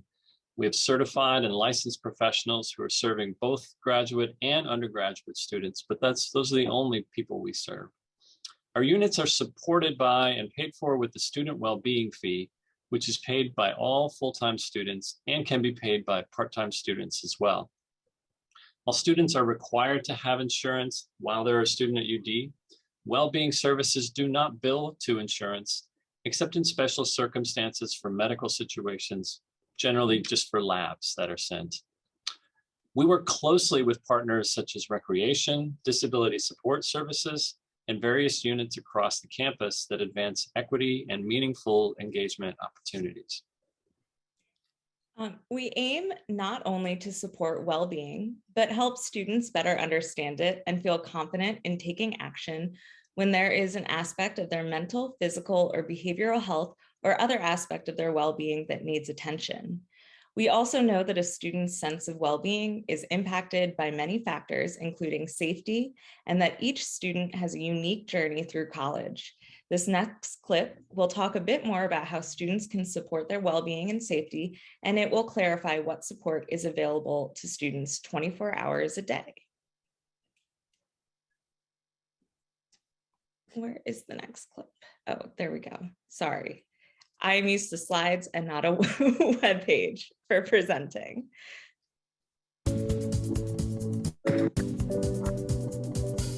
From the start, students have access to services that support their safety, like our walking escorts and the Live Safe smartphone app, where they can connect with campus police or any other unit devoted to their health or wellness.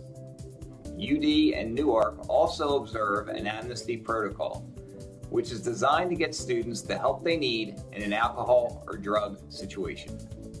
All students must submit medical and immunization records to student health before classes begin.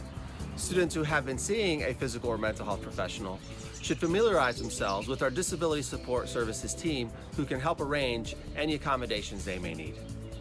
Any student or family member with a complex question, concern, or problem that affects multiple aspects of the student experience should reach out to the Office of the Dean of Students. We also have 24-hour medical and mental health helplines, victim and recovery support, and more. Welcome to the UD community.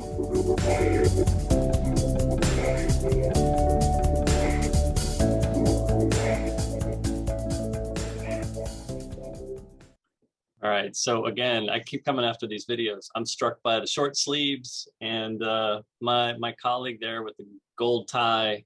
I'm actually in his office right now, and he has a big beard. Like, I know how long ago that was filmed.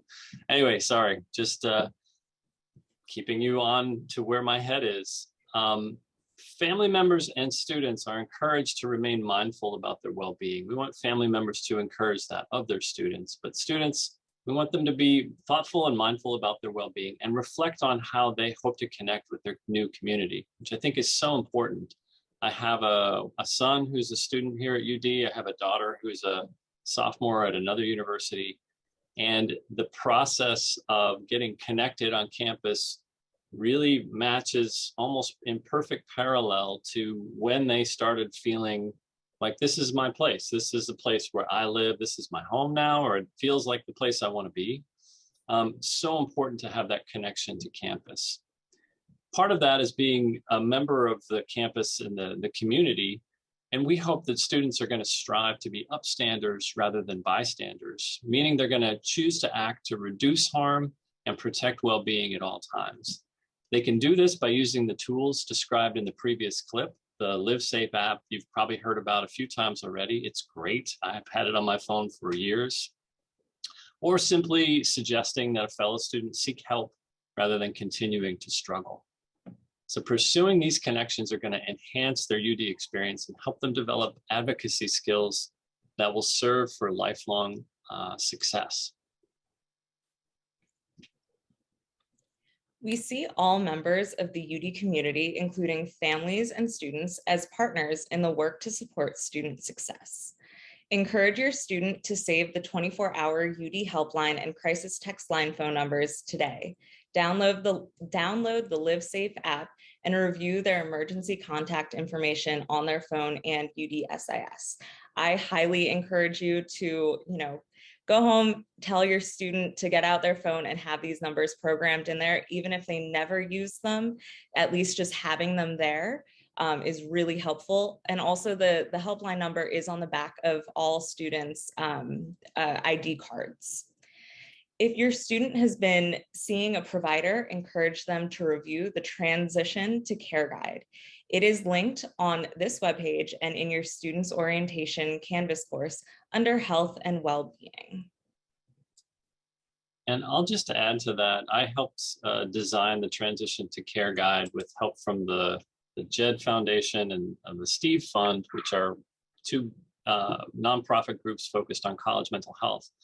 The goal of that document is to help a student who's coming from high school or even from another university or college who has had some mental health experience in the past and had a therapist or takes medication or both or something more, prepare for being on a new campus and probably in a new environment in a new community where they may or may not have access to those providers that they were relying on in the past. It's a thoughtful document. It's really helpful. If none of this applies to you, you might take a look at it. If it does apply to you, I would encourage you to spend some time with it and be thoughtful about preparing for getting here. One of the things I tell every family and every student when I'm in orientation is this is the time when a lot of students decide, I've been on medication for my fill in the blank.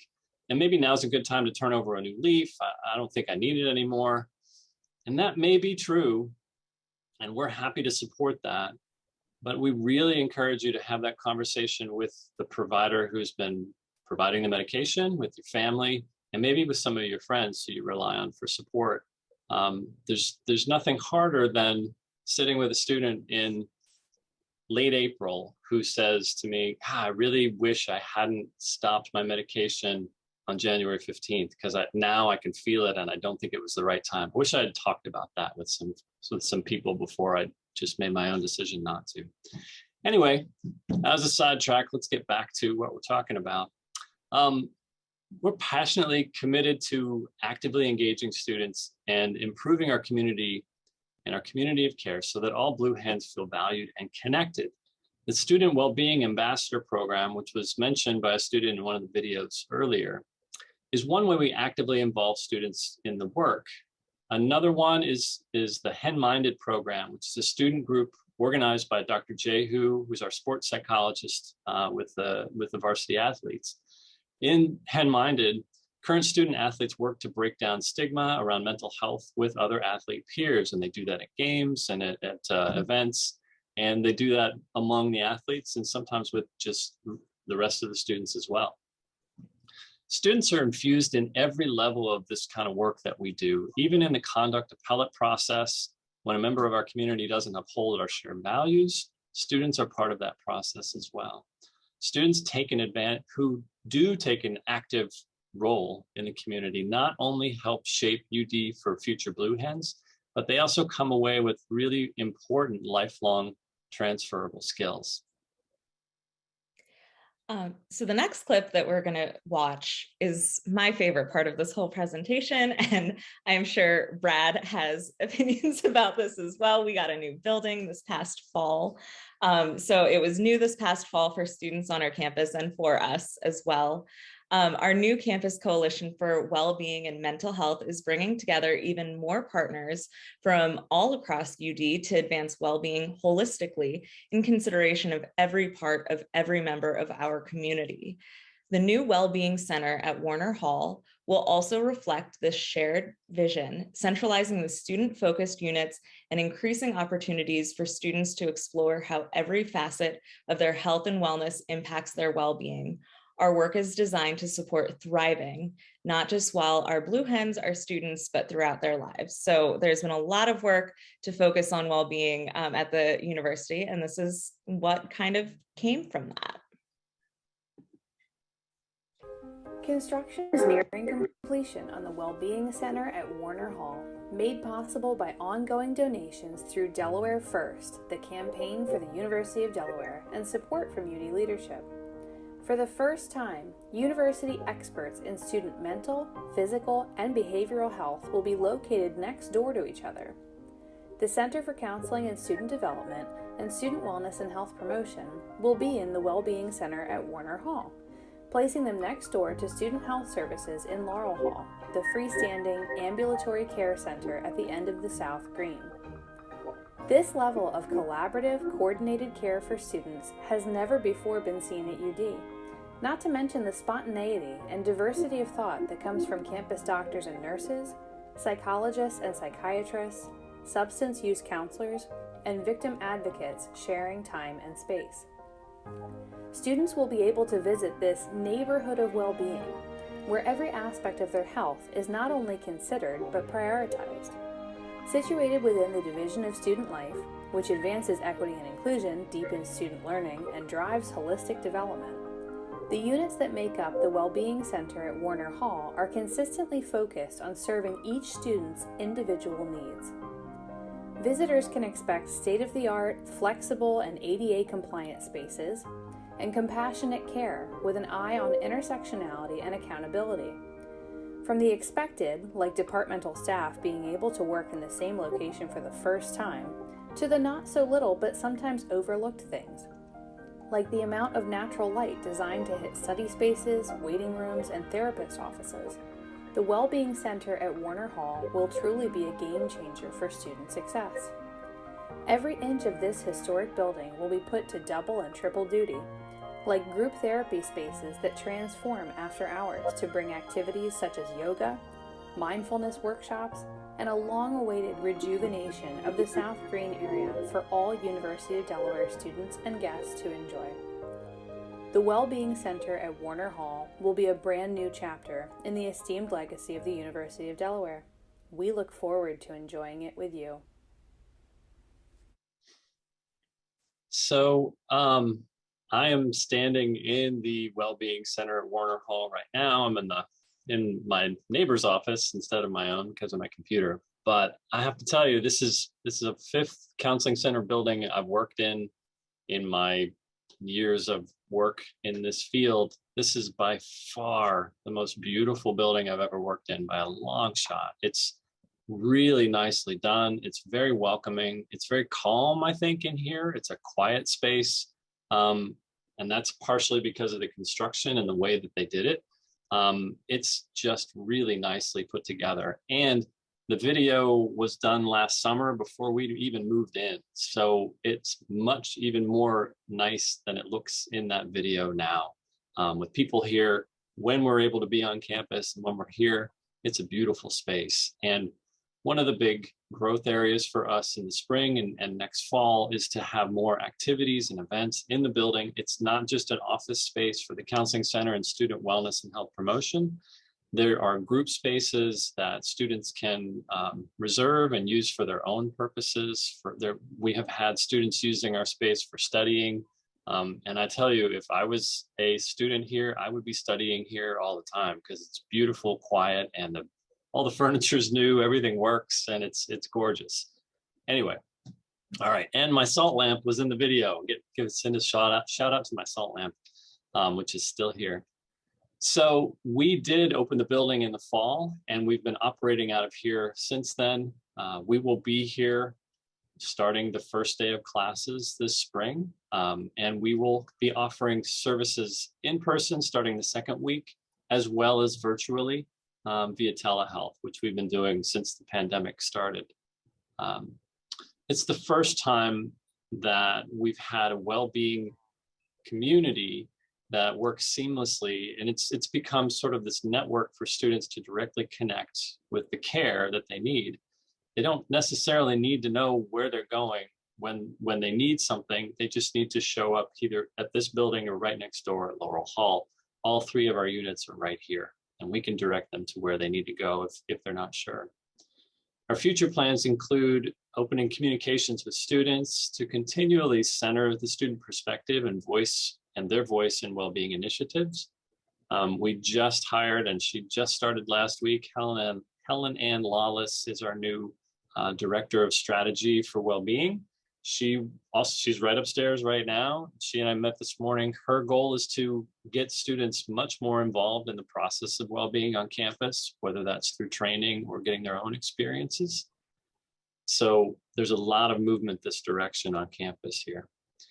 The Wellbeing Center provides room to grow, and there's space for students, like I mentioned before. It's going to become, our hope is for it to become a hub that supports students campus-wide, and our vision and policy development will grow out of this and our work with students to better serve the student well-being. Yeah, and just to echo Brad, it really is such a lovely space.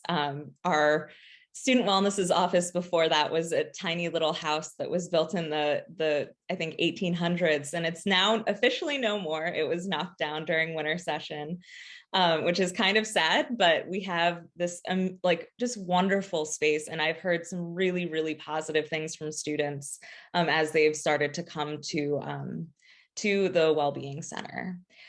So we're incredibly excited that it opened in the fall, and we recognize that this is neither the beginning nor the end of our work. As Brad mentioned, we're hiring new people specifically to focus on wellness at our institution, not just specifically for our units, but across the institution.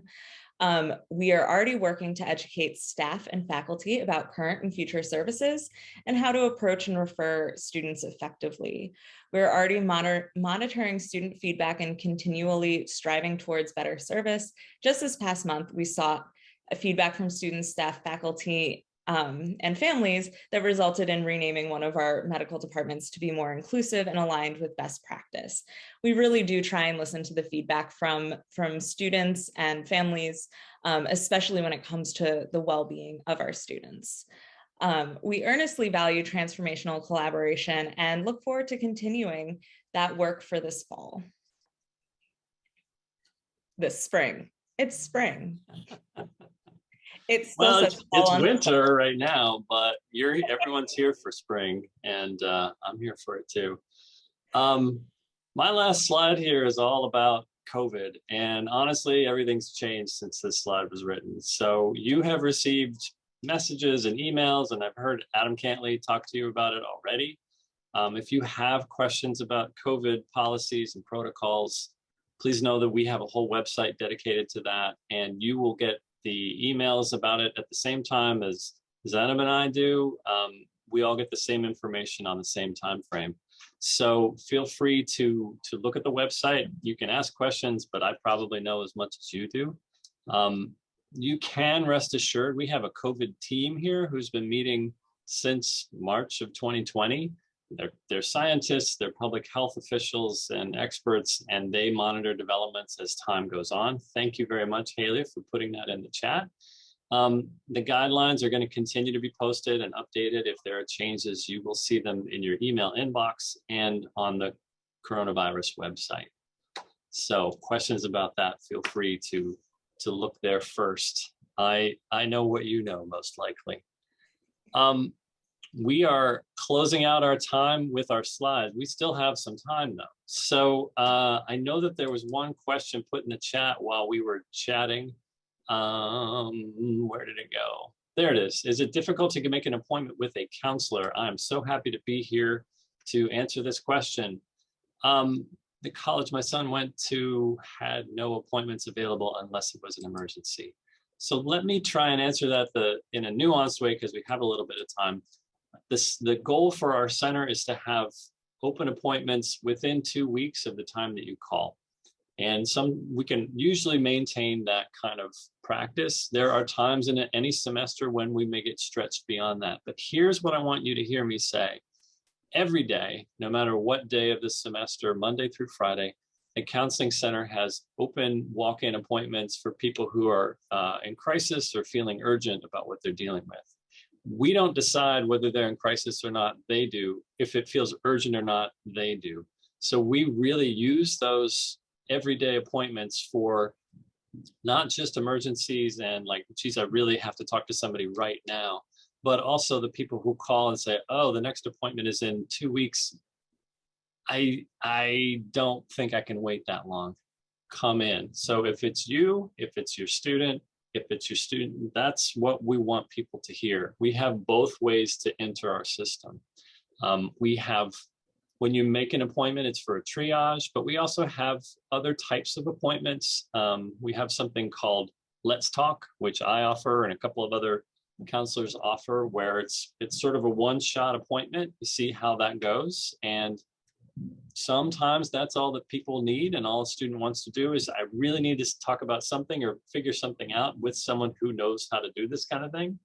Maybe I just need a Let's Talk appointment or a single session appointment. And if it's not enough or it's not the right fit, we can help them get connected into the rest of the system that they need.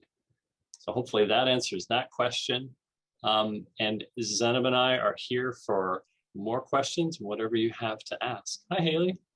I'm gonna stop sharing my screen, so then we can, yeah. I also would just like to add to what Brad just shared is one of the really, really awesome things about CCSD, the Counseling Center, is they have a referral coordinator. So they have someone specifically there to help with any sort of transition that the student might need if they need resources off campus or something like that, which is just really, really fantastic.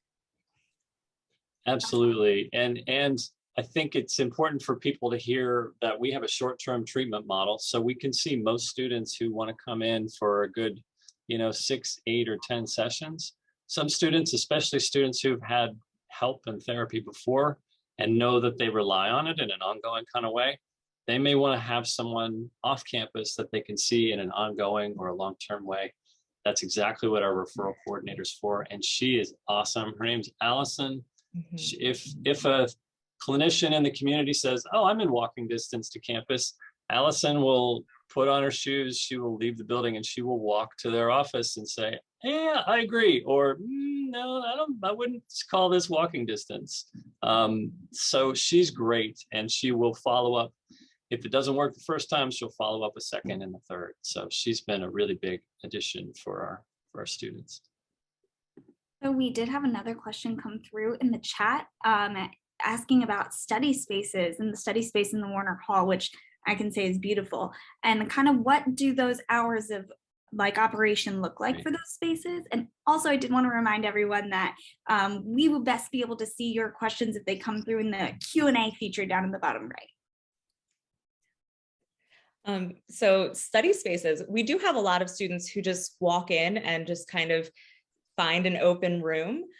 We are, since this is a new building, we are still kind of figuring out the system of showing what rooms are in use, what rooms aren't. Right now, it's kind of a sign on the door, just a piece of paper and tape. But that will get upgraded soon now that we're in the building and kind of seeing what our needs are. So students do come in as it stands. Right now, it's only open during, well, right now is a weird time because of COVID, but once the spring semester starts up again, it will be open during business hours. So it's 8 to 4:30, I think the doors are unlocked. As time goes on, we will have that time extend. So there will be someone there to be able to make sure that the space is being used appropriately and all of that stuff. The one caveat to using space right now is if there is a group session going on, or if there's a meeting going on in one of the rooms, that space wouldn't be available. But students can come in and study in that space. I definitely recommend it because it is, as Brad said, a really quiet, just lovely space. It really is an inviting space. I personally get so much more done in that space than I do in other spaces. So, but we're kind of still opening the Warner session, so we still have some kinks, but students are welcome to come now and use it. And I'll add to that it's primarily the first floor is where the study spaces are. So a student can really just walk in and look around the first floor. There are a couple of people in offices there, but they will quickly see the big open spaces that are available for studying and find a nice spot for themselves. And when it gets a little warmer, we also have a nice patio that faces west all afternoon, gets some great sunlight, and the chairs are out there. It's really comfortable when it's not snowing and 29 degrees. Yeah, and I think the building is closed until February 7th to students, but on February 7th, it will open up and be available for study space at that time. Absolutely. So we did have another question come on through to the Q&A chat. So this is a student saying that the idea of like a wellness center might be new for international students. So they were wondering what kind of services are offered in a specific sense. So for example, if an international student is struggling to make friends on campus, what resource would they utilize in the wellness center? Well, I can talk about that from the Counseling Center perspective first, and then maybe Zainab, you can add on. We do a lot of reach out to international students at the beginning of the fall semester and in the spring semester too, to sort of orient them to who we are and what we are. Different cultures, different countries have different ways of looking at and managing mental health care, and counseling centers are not international really at colleges. There's some other places, but the way we think of it is not where other places are. So we really try to normalize that, hey, just because you don't know what we do, you shouldn't. I mean, this is more pretty American. So for instance, what we do for international students or just for students coming in, we serve all kinds of mental health issues, from I'm having trouble making friends to I'm wondering if what I'm dealing with is a severe depression or a suicidal episode or whatever, and everything in between. So students should feel welcome to come in and talk with us and even say, I'm not exactly sure how to use this, but I have a couple of questions, and maybe just talking with somebody. They can even set up a phone call for 10, 15 minutes and ask, like, does this seem like I would be a good person to come in there and use your service? And we love those calls because it helps us sort of set the stage for what they can get when they get here. And that could be a Let's Talk session or a single session, or it could be a startup with one of our group processes that we have here as well.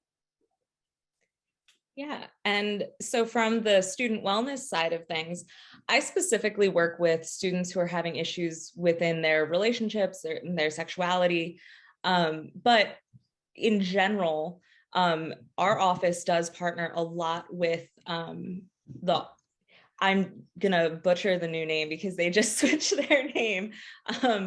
It's the international. It used to be IGS, International Global Studies, but now it's CGS, I think. I think it's the Center for Global Programs and Services. Yes, okay. So we've had some shifting. There's two offices that joined together, so that's why there was that shift in name. We partner with them, and we also partner with the English Language Institute a lot. One of our educators in our office, Matt, he is always working with international students and does a lot of things that are, wellness is more comprehensive than just your physical wellness or your mental wellness. It's also talking about that connection. It's talking about your environmental wellness, all of these different aspects. So there's a lot of different programs that we partner with them. One of them being International Coffee Hour, which is in Trabant every Friday. So it's just a kind of a place for people to meet different offices and meet different international students, various things like that. And that's a huge part of a student's well-being. So there's different programs kind of across the campus that we all know of. So my suggestion is, if your student has questions about this, reach out to one of us. And we do know a lot of the resources that are here on campus, the different groups and organizations that do work with students from all different backgrounds. And we'd love to help them connect with different groups, if that's connecting with one of us to have appointments or something like that, or if it's connecting with other students, we'd love to help with making those connections. And let me just add to that, because I love what you said, and I want to just reinforce it. If your student, or if you as a student are here and you're thinking, God, I'm dealing with something, I don't know if anybody's ever dealt with this before, or I don't know where to go or who to talk to, just start asking. If you ask 3 people, you're going to find something, and it may not be the answer, but it will probably be the direction of something that can bring you to an answer, or at least help figure out what to do next. UD's been around since 1743. I like to say this a lot because that's a crazy year. It's so long ago. We've been dealing with college student stuff for a very, very, very long time. And even if what you're dealing with is something we haven't dealt with before, we probably have a system and a person, or maybe even a whole office that's dedicated to helping figure out how to manage your situation. So ask, and then ask again, and then ask somebody else. And by that point, you will probably have figured out what to do next. Absolutely.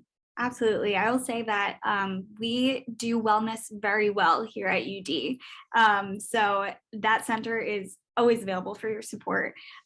So we don't seem to have any more questions coming through in the chat. So I'm going to throw my own out to you. Wait, there's a phone call. There's a phone in question. That's right. It's Jeopardy now. So I have a question for both you, Brad and Zenab. What are you most excited about happening in the Wellness Center this spring semester? Go ahead. I see you. Well, this isn't like a super exciting thing, I guess, for most people, but I love working with students. I love being in person with students. It's not the same when I'm meeting with students on Zoom. I love that we have that flexibility, and I use a specific type of Zoom to maintain confidentiality and all of that stuff. So I feel very good about using Zoom with students, but I love the energy that students have, especially doing the work that I do. It can get really hard, and just feeling the energy of new students. I work a lot with student activists with the 24/7 helpline. We have a program called Sexual Offense Support, and it's volunteer advocates. And just being around them just reminds me why I love doing this job. And I'm saying this very sincerely. I know sometimes it can feel like that spiel, but I really do just love working with students, and I can't wait to just be back with the students. We started up a lot more programs that we were doing kind of towards the end of the semester as we kind of got a little bit more settled in Warner. Like we have yoga in Warner that has been a hit since we transitioned it there, and just having the students come and utilize our space, it just feels like what we're doing is worth it. And I'm going to pick up right there where you finished. I was in the meetings with architects helping to design this building. I'm not an architect, I'm a psychologist. But one of the things we talked about was we want a big room that's comfortable, where we don't have to worry about breaking things, where we can have yoga in Warner Hall. And it's like right downstairs from our offices. We can make it happen. We can close the blinds so people aren't like, what do they do? Right. So we have designed a space that I'm so excited for students to come and find their own ways of using it, and just enjoy it, because it's so different and it's so special to the university right now. And the building itself is fabulous, but the way that it brings our 3 units together is something that is uncommon on college campuses. And I'm really excited for us to grow. And like Zenab said, the more we're in person, the better it's going to be. So I'm really hopeful that Omicron will move past at some point, and we'll get into a time when we can have meetings in person and talk to people and hang around and have a lot of people in, where we don't have to worry about all that stuff. But no, I'm just getting sentimental, right? Like, please. See students' smiles, you know? Yeah, that's so much different. Yeah. Well, It looks as though we are nearing the end of our time for this session today. So I just really want to thank you, Brad and Zeta. You are two wonderful professionals that we love working with and partnering with here on campus. So thank you so much for your time today. For all of our guests still in the session, we do have one more session to go today. So you can join us back here at 11:25 a.m. for our Q&A panel. We'll see you back there, and your students will join you back here as well, and bring your questions with you. Bye-bye. Thanks.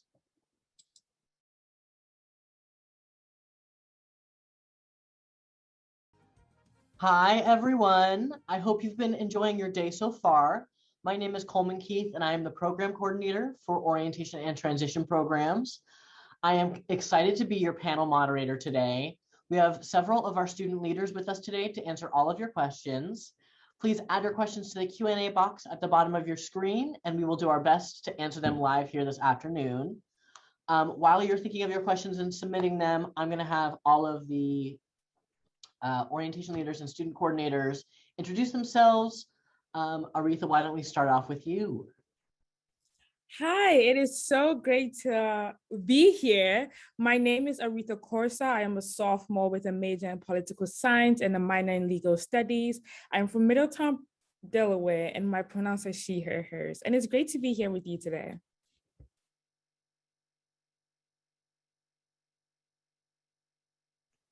Go ahead, Sanit. Hello, everyone. My name is Cindy Abraham. I'm a senior biology major with a concentration in cell and molecular biology and genetics and a minor in Africana studies. I'm originally from Newcastle, Delaware, and my pronouns are she, her, hers.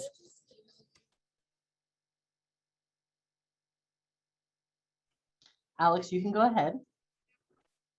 Hi, everyone. My name is Alex Politayev. I am a senior political science major with a concentration in legal studies, minor in legal studies. Obviously, the semesters have been getting to me, but my pronouns are she, her, hers, and I am from Bear, Delaware. Jess, go ahead. What's up, Blue Hens? My name is Jess Johnson. I am a senior medical diagnostics major from Bluebell, Pennsylvania, and I use she, her, hers pronouns, and I'm so excited to be with you all today.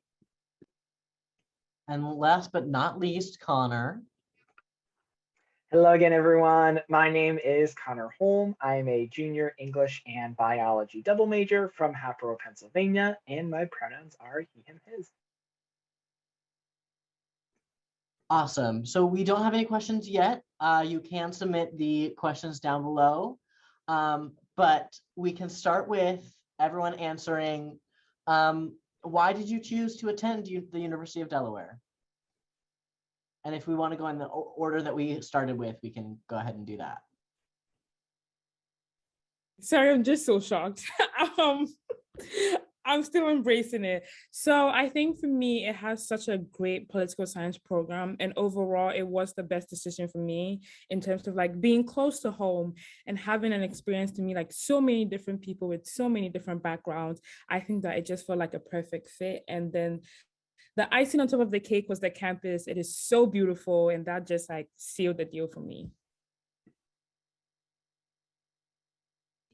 All right, I can't believe that just happened. I've never seen that a day in my life before. That was so cool. Okay, I am from Delaware, so I really like the fact that I could stay close to home. I could be near my family, but also I also love UD's campus. I knew like going into it, I didn't want to be in like an urban setting or kind of like super rural. I love that UD is kind of in the middle of everything, and there's so many opportunities so close by, but also just staying on campus feels like a home away from home. So I just loved being here, and I felt comfortable the second I walked on campus. So I knew that this is where I wanted to be.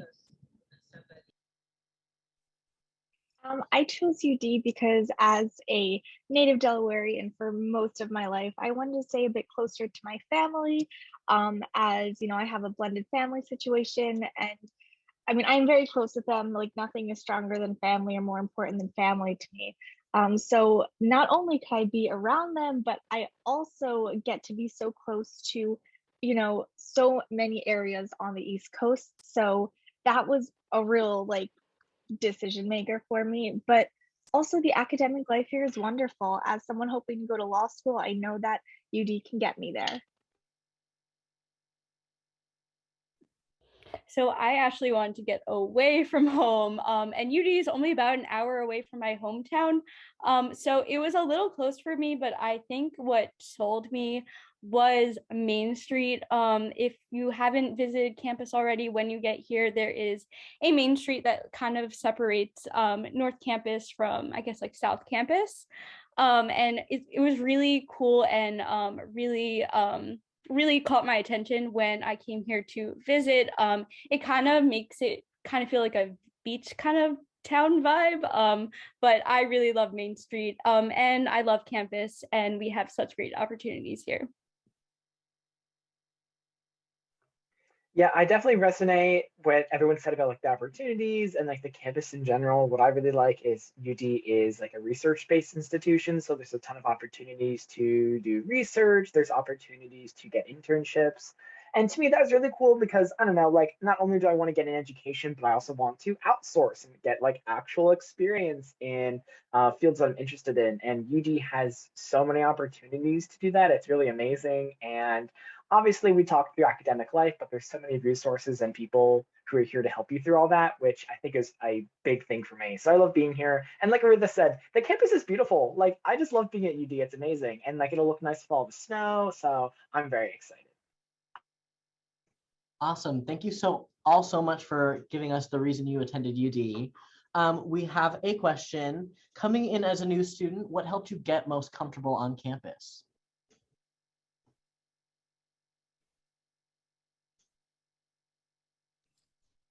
I can take this one. Okay. So I think coming in, so my first semester here, I was a commuter student, and it was so easy for me to kind of fall into the trap of coming to campus for class and then going back home and just kind of keeping them as like two separate places. But once I like kind of put it in my head that like I like this school and I came here for a reason, I started to like immerse myself more in UD, join different RSOs and just meet more people. And I found kind of a home away from home, even though I'm like 20 minutes away from home, but that's besides the point.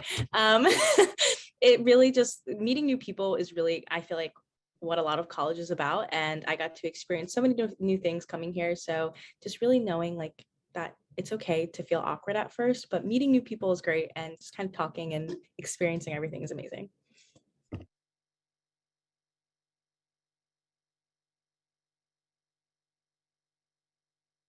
I joined college at a very awkward time. Miss Rona had just come in town, so I didn't get the full experience that most college students had.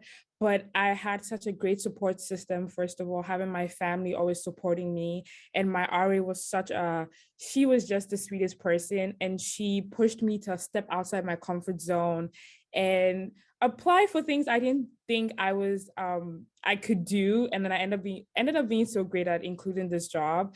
And so through that, I met new people who also had similar goals as me.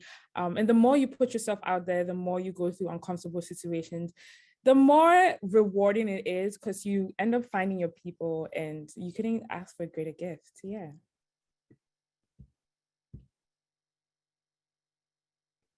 Anyone else have a story you want to share? We can move For on. me, for me, it was 1743 Welcome Days, which I am totally plugging, but attend 1743 Welcome Days. Honestly, I was coming in as someone who was like, I don't need 1743 Welcome Days. I don't like need to go. I'm too cool for that, whatever. Go. It is going to be one of the best resources that you can get in getting connected on campus, feeling comfortable, and start feeling like a true, blue hen. So I highly recommend it. There's so many opportunities to get involved academically or with a registered student organization / club, what we call the clubs on campus, and just meeting other students. I made connections outside of my major, which honestly is kind of atypical if you're going to be in classes all day, every day for a specific major. I have friends, fashion merchandising. I'm political science. I would never meet this person if it wasn't for 1743 Welcome Days. So go. You will thank me later. Awesome. Thank you all for your experiences and helping people realize what they can do in order to get involved. Another question is, how easy is it to go to the mall or other off-campus shopping without a car? I would say in general, transportation without a car is pretty easy. I'm a junior, a second semester junior, and I've never had a car on campus. I think for me, it's a mix of things when it comes to going places like farther off campus. A lot of people bring their cars to campus, so you almost always know a friend or a friend of a friend who has a car. And I always find that people who have cars are like, yes, I'll drive you, because like they want to meet people, and people tend to use it as a way of like hanging out with their friends and getting to know others. But also we do have the Delaware bus system does go to places like the Christiana Mall. So there are opportunities to do that. And also just plug like transportation in general. We have a UD bus system that is free if you have your ID. So it goes all around campus. There is a train station basically like right between like Central Campus and South Campus. So there's a ton of different train options. So I would say in general, there's a lot of ways to get where you want to go, whether it's close or farther away without having to have a car.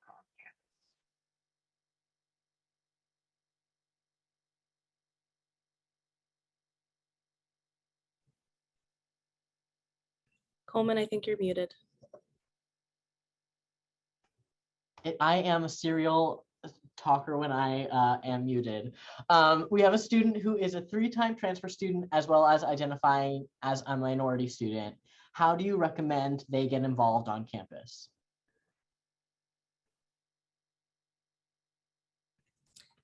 So we have our involvement fair that happens during 1743 Welcome Days. This year will be happening during that first week of school, and it'll be in Perkins Student Center.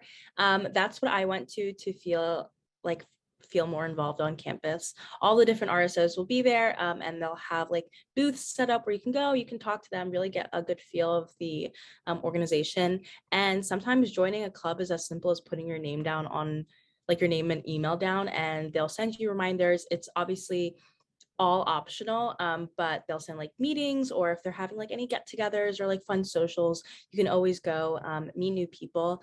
It is, like I said earlier, it's really awkward to have to put yourself out there like that, but just knowing that these people are kind of welcoming you with open arms and keeping that in mind is really what helped me feel on campus, or feel like, again, at home on campus. I don't know how many times I can say that. But also we have the, something I really took advantage of, especially earlier on at UD, is our Center for Black Culture, or the CBC. It's basically it's a building on campus that you can just go to and hang out with friends, get some work done. They always have snacks there, which is a good thing to go to. So just like going there, meeting new people, it really made me feel kind of comfortable on campus. I also kind of wanted to throw this out there as well and just plug Student Central, because ABP always be plugging. So Student Central, studentcentral.udel.edu is one of the best ways that you can also get involved, because it is never too late to join a club or organization or anything like that while you're on campus. If you don't, go to an involvement fair or something, it's still never too late. So you can find any club that, suits your fancy on this site, because we have so many student organizations here.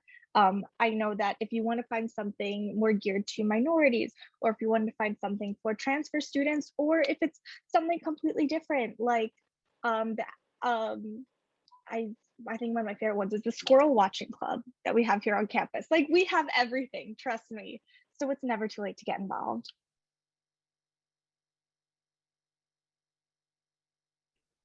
Awesome. I think this is a good question for Sani. How is parking for students who plan to commute? I couldn't find the unmute button. So parking is pretty simple here on campus. They color code everything. There's signs everywhere. But basically, once you log into the UDEL parking page, it gives you different permit options. So you just go up on there, and it tells you like where the lots are. There's also an interactive map that they have. So it shows you all the different buildings on campus, which is great, especially if you know like your class schedule already. You can pick a parking pass that fits like that's like a closer distance if that's what you want. They range in prices. So kind of the closer you are to central campus, the more expensive it gets. And there's options to pay for like, now we're starting in the winter, so you would just pay for the one semester, or if you want to pay monthly, if you know that you're not going to need it all that much. And then obviously you can pay to park in different lots. So it really all just depends on the price range that you're comfortable with paying and if you're okay with commuting a little bit. Obviously, Connor mentioned before, we have a great UD shuttle system. So even if you're parking a bit farther away from central campus, the shuttles are, I think at times, like, especially like during like heavy rush hours, like every 5 minutes. So you can always hop on a shuttle and get closer to classes, which is what I did my first year here. So don't feel pressured to buy one that's like right in the middle of campus.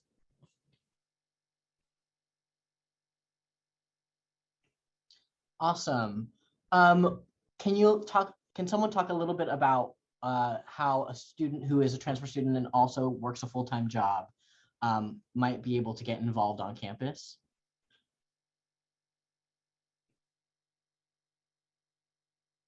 That's a great question. As someone who worked part-time, sometimes full-time, it is definitely possible, I swear. One of the things that I had done to actually, make it a little bit easier on myself as I was a commuter and also working and wanted to get involved. Obviously, reach out to organizations, like I've said before, because you don't always have to, it's not really that big of a time commitment, some of these, so it is a little bit easier. And also consider, if that's possible for you, student employment on campus. There's so many different opportunities. It can be really easy for like work study programs or something like that, where you can, study, you can stay on campus, reach out to people that way, and still, get that bread and get that degree at the same time.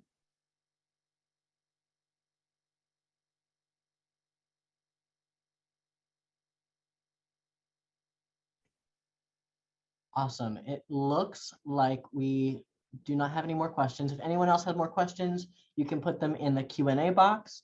But let's talk about what your first year experience on campus was like. If anyone wants to talk about your full first year.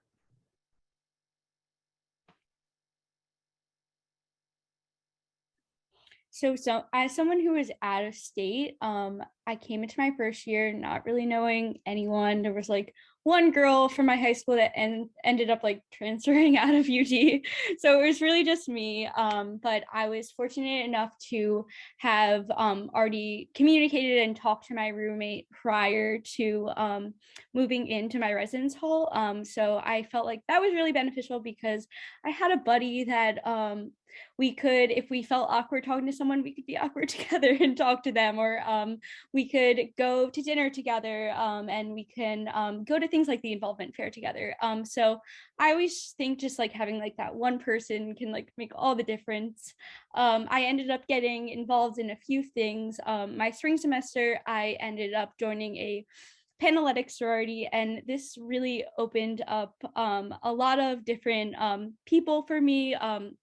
A lot more friends, and it just really made campus a smaller place for me. I found that this was great as a first year student to have an organization that tied me to all these people, and you can get that in a lot of different ways. It doesn't necessarily have to be a Greek organization. I feel like there are a lot of large clubs that have a really big community aspect. I'm a part of UDance, and I think that's an organization that ties a lot of people together. But really, yeah, I think the more involved I got on campus and the more people I started to know, it just made me all the more comfortable.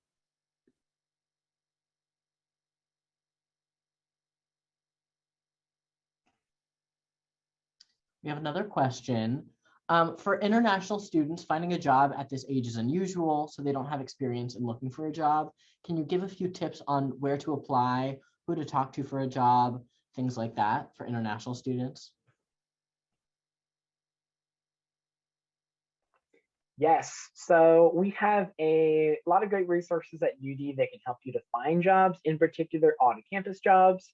So for students who don't already have like a job or maybe don't live in the area, the university offers a lot of opportunities through the school. And this is what I always recommend to students, because not only, can you work part-time and maybe do something you're interested in, like do research or do an internship, but even if you're just working at the bookstore or working with dining services, they know you're a student, so they're going to understand that you have other obligations and really work with your schedule. I know a ton of people who work in the student centers or work with dining services, like I said. So they're really good at working with students. But I recommend that if you're looking for jobs, we have a website called Handshake, which is really great at helping you find employment.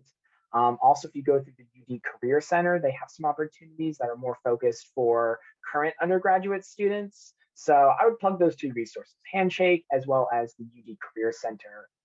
And also the Career Center is great for like future employment, right? So not only when you're looking for jobs while you're here at UD, but also looking for jobs in the future once you graduate. So they love working with students. They're super friendly, and they'll help you do things like work on your resume, find jobs you're interested in, and things like that. And oh, thank you, Heather. She just dropped it in the chat. So that's one of the links that we have for joining Handshake, which is fantastic. So check it out. It's a pretty intuitive site. It helps you like set up your account, and then is pretty great at being like, oh, search here for jobs. So I recommend getting started there.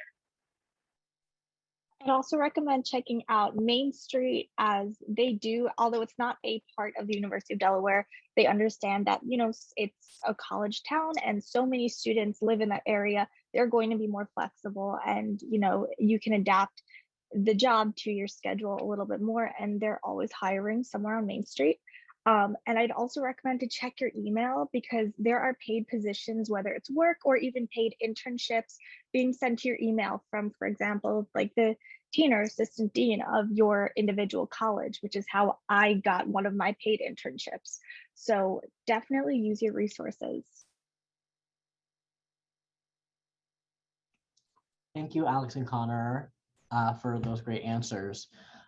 We can do one or two more questions. So can you all talk to me about where you study on campus?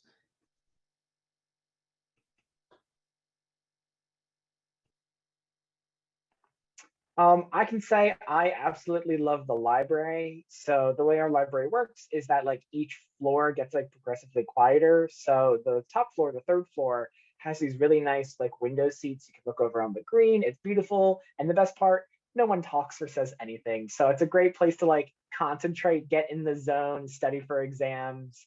Also just love like the ambient like smell of books. I don't know. As like an English major, it's like my place to be. So I always really enjoy that. I second what Connor says. My favorite floor of the library is the second floor. There's this really cool like atrium, I think that's the proper word for it, where it's like, there's like trees in there. I don't know how they got trees on the second floor, but there's trees in there. And there's like a really nice skylight, and it's always, I feel like I'm like in Legally Blonde. I feel so fancy whenever I go there, but it's just super cool. And I like sitting there and getting my work done. It's my favorite place ever. Second floor of the library. See you there. Not a huge library girl, which I feel like is uncommon, because so many of our students do really love the library. I really love this place called Ice Lab. I don't know what ICE stands for, but it's ice with an S, not with a C. But there's a whole bunch of different floors like the library, and there's a lot of like big tables and big spaces that you can go spread your stuff out if you have a textbook. Another place I like to go to study is I like to go to like some of the cafes on Main Street. I feel pretty elite and fancy there too. So that's those are two good places to switch it up if you are like me and don't like the library. For me, I say this in a nice way. It depends on the time of the day. So usually during like morning, afternoon classes, it's usually during like the green area, because that's where most of my classes are. So I personally like to study in Trabant. There's like a very special room that I'm always in. So that's my favorite place to study during the day. If it comes to like really serious exams, you will find me in the library, because it's much more quiet and I feel more focused there. And then if it's late at night and I just don't want to walk around on campus because it's late, every residence hall has a type of study room that you can study in. And so if you're like, I should not be in my room because I will fall asleep, it is really, really helpful to study in those rooms. So those study rooms are for like nighttime and you don't want to like leave your residence halls.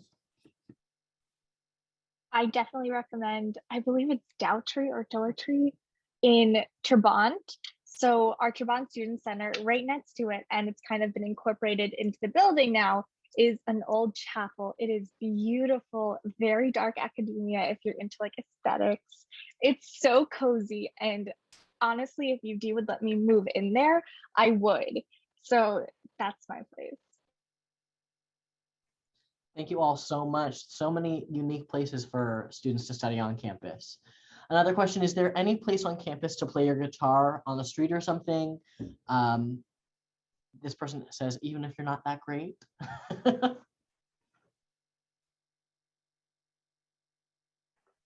Yeah, so we have a whole music building and they do have practice rooms. And what's great is it's not only for music majors. So for example, if you maybe play guitar or something like that on the side, you can rent out spaces. I know things were a little bit more limited during COVID, but as someone who like enjoys music but isn't necessarily a music major myself, I do know that there are some of those resources. So even if you just look like UD Music Building, it's called In E DuPont is the building itself. But you can practice in practice rooms. And also sometimes too, like there are like lounges and like even in your residence hall room, if you live on campus. Now, I would recommend talking to your floor first and maybe not using like 1,000 different speakers. But in general, if it's during the day, maybe people aren't there. People tend to be pretty accommodating with all that. So if you talk to your RA or your floor mates or go to the music building, they're your options. Awesome, and we're gonna start getting wrapped up. So if all of you could give one piece of advice you wish someone had told you when you had started at UD, I would love if you could share.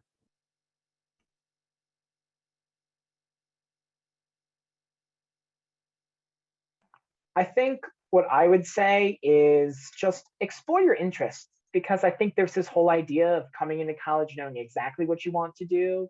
And like even as a junior, you know, I'm like exploring majors I like, exploring classes I like, and using this opportunity to learn, you know, about obviously school stuff, but about myself. So it's a really great opportunity and UD has a lot of that. So just try to, you know, follow your passions.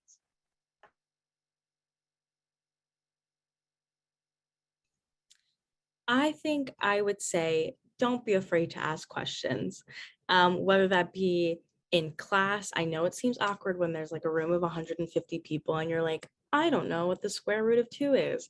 Who cares? There's 150 people. They're not going to remember who you look like.